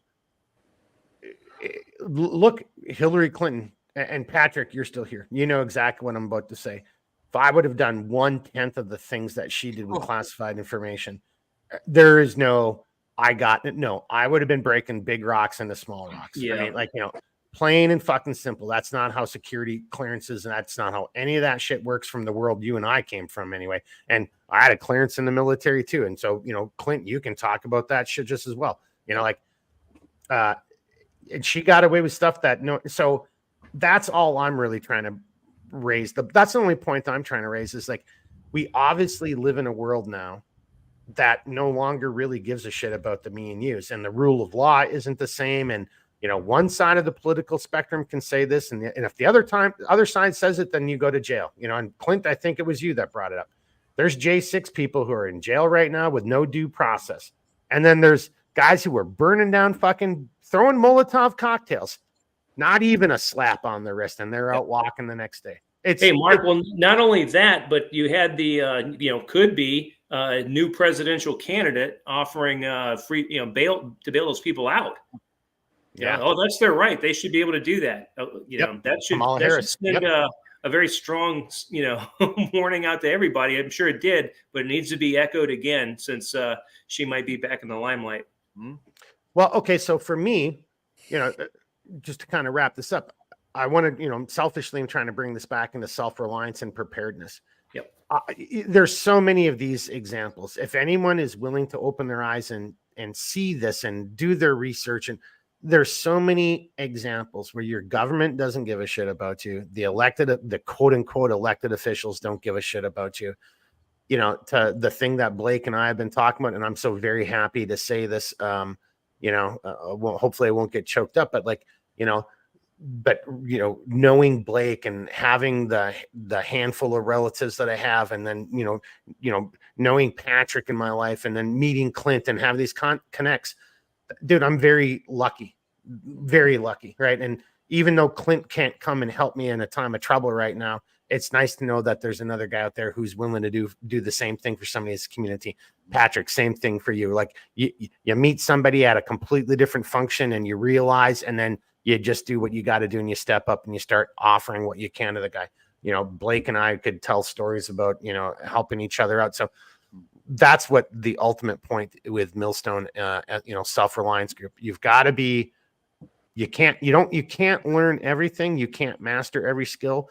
Master some of the most important ones, and then make sure you got people like this in your circle.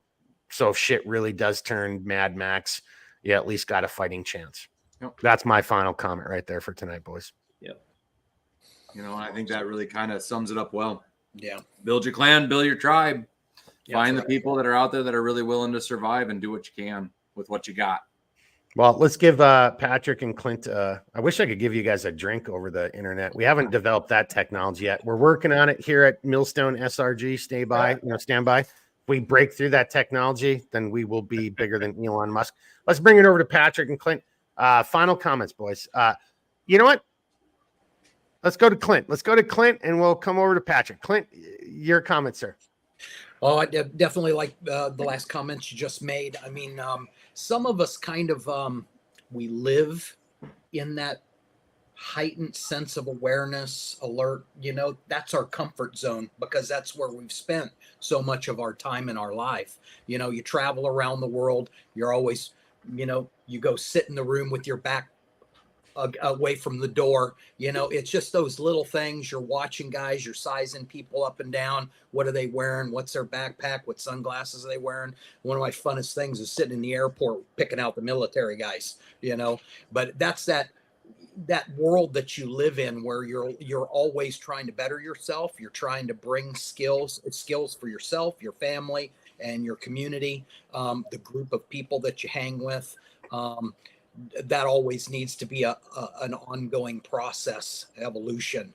So I guess, like I said, talking to everybody that was on here, DB, Triple X, Patrick, you do find out that there are these people out there, you feel like you're a little closed off in your community when all you're dealing with is the cud chewers, the cattle that are just worried about paying the water bill, just don't look up from the ground, don't want to be around too many of those. You want to be around the people that lean forward, the ones that learn skills, the people that bring something, an asset to the group.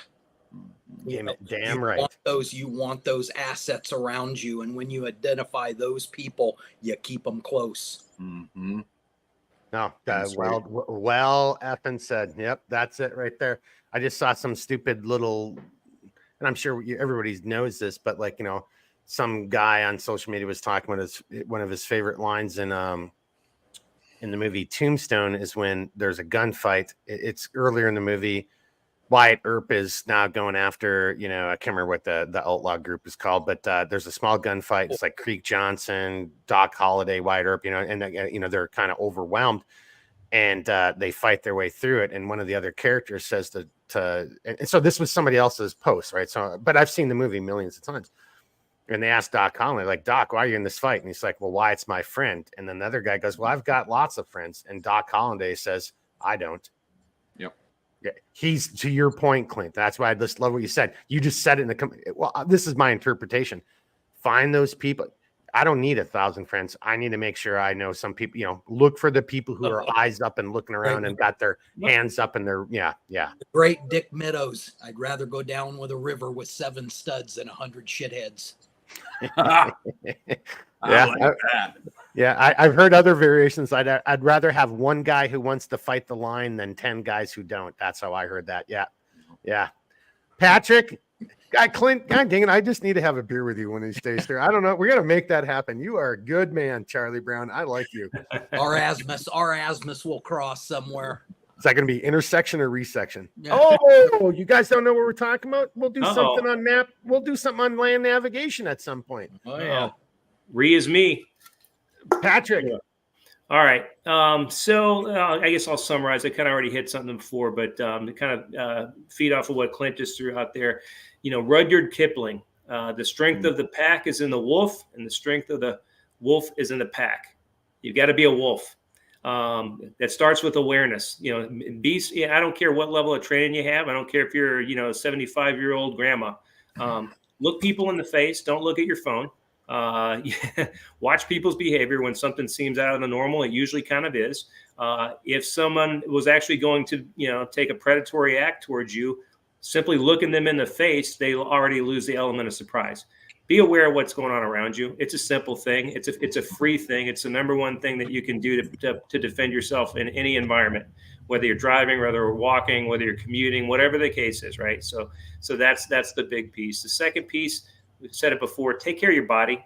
Your body is your tool. Your body is your weapon system. I mean, we're all sitting here because somewhere in our, you know, ancestral history, some of our relatives like fought against other human beings or, you know, woolly mammoths or whatever, and survived to continue our bloodline. So don't forget that you've got capabilities within you. Take care of your human body, your human weapon system.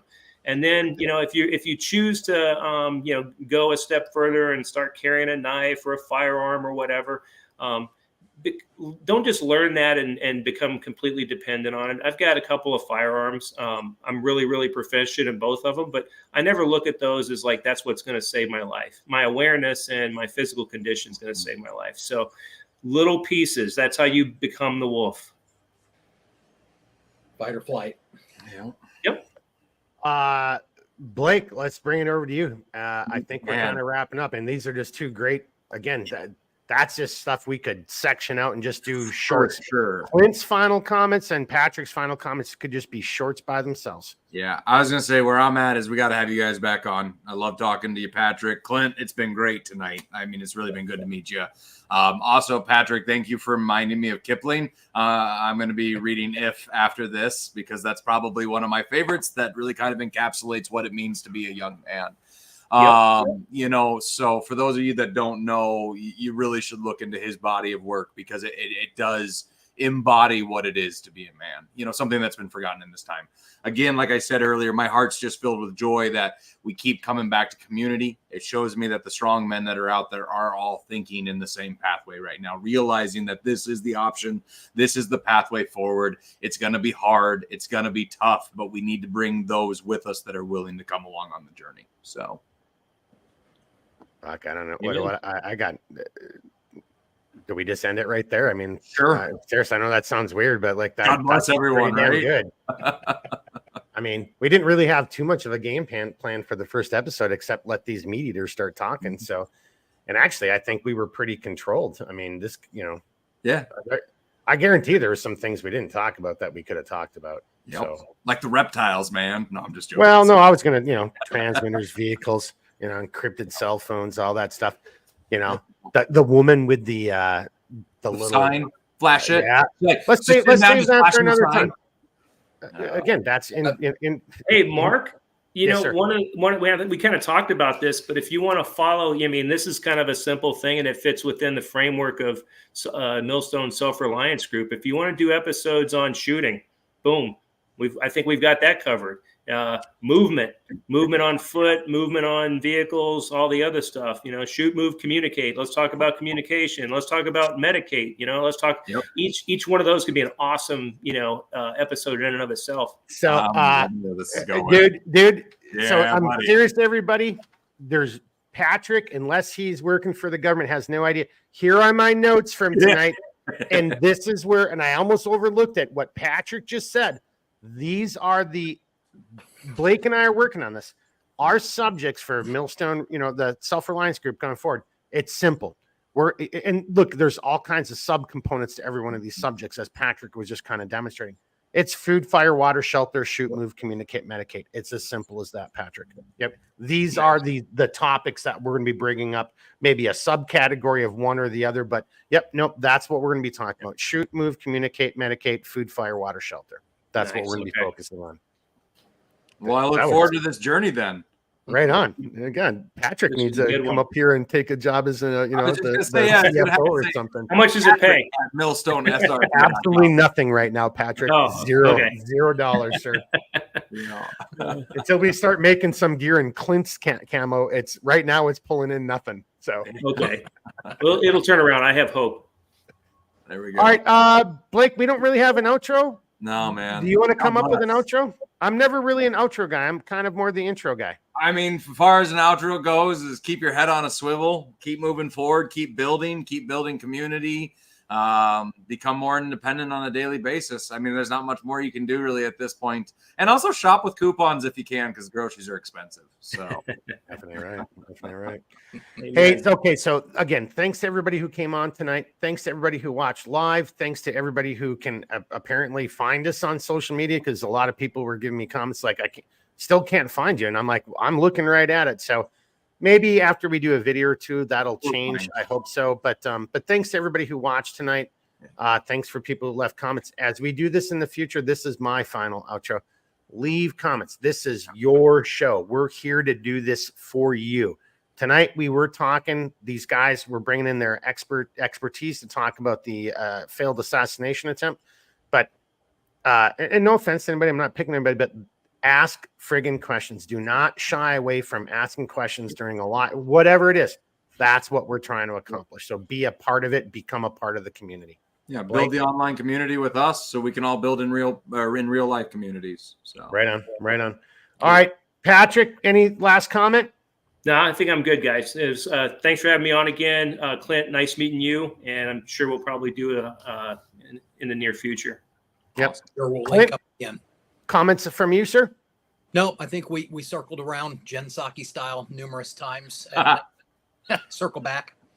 But, man, some great points. Thanks for always having me on as well. I love to get on here and talk with like minds for sure. Well, if you're willing to do it, we really have to have you on again more. I mean, plain and simple. You're just a national fucking treasure. Even though if you just called us Jen Psaki, I don't know if that was an insult or what. Circle back. Circle back. Blake. God bless everyone, man. It's been a pile of fun tonight, guys. Thank you so much for coming. All right. Welcome to our first episode. This concludes the first episode of Millstone-SRG Self-Reliance Group. Stay tuned. We'll have more information coming out in the future. Hopefully a lot of good things. And hopefully we'll all be around to actually hear what we have to say. All right, everybody. Be nice. Be good. We'll talk to you later. Have a good night.